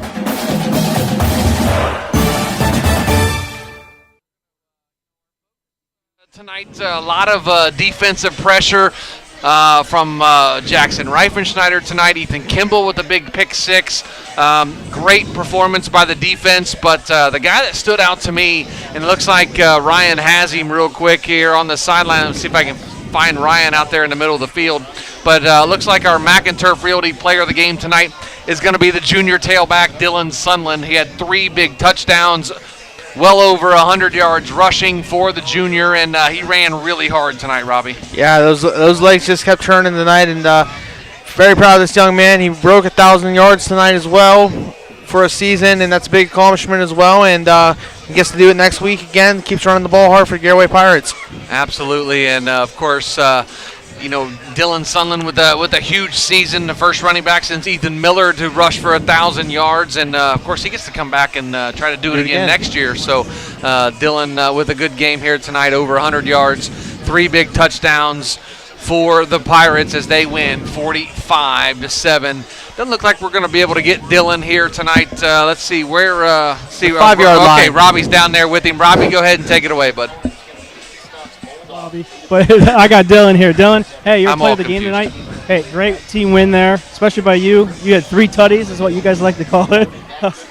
Talk about your vision. Talk about the way you watch your line, block for you, the way your other running backs like Wyatt does. Talk about those guys and how that helped you find the hole. Well, I mean, I've had great running backs to look at the past 2 years, and the line, they're phenomenal. They blocked great tonight. I couldn't do it without them. Yeah, your line, you watch them all day long. You see them at practice, and those are like your best friends. You gotta give them all the props of what you do. Congratulations on the win, good hard win. You got another game next week. You're home again. Being at home, what does that mean to you? The energy is crazy, and I love the environment and the fans. It's always great. It's very special over the hill. So good luck next week. Thank you. Back to you, Joe. That's Ryan McClellan on the sidelines with our Mac and Surf Realty player of the game, Dylan Sunland, with well over 100 yards rushing and 3 big touchdowns tonight for the Pirates. And Robbie, I'll come to you. And I said you were on the sidelines a minute ago. You got up here really fast. I got all confused, turned around there. And Ryan, Robbie, there's McClellans and Andersons, and at least I'm not calling you Brandon or Cam. Yeah, I could have done that. I would have got punched if I'd have done that. But I'm going to actually head down to Ryan one final time. His trip to the sidelines brought to you by Dr. Nathan Springer. And Ryan, your final thoughts here tonight as the Pirates win 45-7. Yeah, the first round home game is awesome. It's extra games, playoff. The atmosphere really helps. I'm sure any team that's at home, especially Garaway. Their offense played phenomenal. I thought. Very comfortable. Geibel was very comfortable in the pocket. He didn't have to make any big throws downfield. The guys kept coming back to the ball. I thought that was great. And the defense, they made those adjustments like they usually do, and give it to the coaching staff, and give it to that defensive line. Kept pressure all night long, and they never quit. It was a great team win. Well, great job as always, man. Always fun to have you here doing games for us, and you've done a great job all year. When Adam Sawecki pulls the audible on you and says, "Nope, you're coming with us on the broadcast," so we appreciate it, and great job as always, my man. I appreciate it, guys. Thank you. That's Ryan McClellan on the sidelines for Big Z Sports tonight, and the guy to my right, the center. The offensive lineman, the blocker for me, and that's Robbie Anderson. And Robbie, your final thoughts tonight on Garaway's big 45-7 win. Yeah, Garaway came out here. I thought they executed amazingly on offense. Like I said before, they bent and only broke one time on defense. Now you're going to the second round. Competition's going to get a little bit harder. It's going to get harder each round you go, but at least you get next round. You get to come back up on the hill. More advantage, home crowd. And what can I say about this atmosphere they had here tonight? It was amazing, electric. Had the music going. I think we were over at Park Street at 3:30, and we heard the music going as loud as it could here at 3:30. So you knew they were ready for this game. And next week, East Knox comes to town, and like Coach Wallach said, they're going to not even 24 hours here in playoff mode. They're going to go probably watch tonight. I mean, I would. But great team win by Garaway. And next week, survive in advance, try to get to Canton. So 1-0 and try to go 1-0 next week. A man, great job as always. Robbie Anderson joining us here in the booth tonight. And again, final score, the Garaway Pirates 45 and Rock Hill 7 for Claxon Communications. The main man, this must have been a big game when the main man comes out. Casey Claxon joins us here tonight. Our thoughts and prayers still with Lydia Brady, who's recovering. And I know she's watching tonight, listening tonight. We appreciate it. To get well soon. I got to see her on Thursday, went up at the hospital and paid her a visit. So she's doing well. And she'll be on the road to recovery here soon. And, our thoughts and prayers with Lydia as she is recovering. But again, big thanks to the Claxon Communications crew. Chris Kale back in the studio along with Adam Soweski. Again, one final time, Garaway 45 and Rock Hill 7. So long, Z Country. If you've trained with the rest, it's time to train with them. Thanks for listening to Big Z Sports. Tonight's show was presented by Tuscarawas Insurance Agency, Novellus, DAC Vitamins and Minerals, TMK Valley Propane, First National Bank of Denison, the Caleb Fell Real Estate Team, Wood Electric, Keim Home Center, Niedenthal and Company, the Commercial and Savings Bank, Dr. Nathan Springer, Auto Works Collision Center, and First Federal Community Bank. Follow Big Z Sports on Facebook, on Twitter, @Big_Z Sports, and on Instagram. Thank you for listening to Big Z Sports on 99.9 WTUZ, Z Country.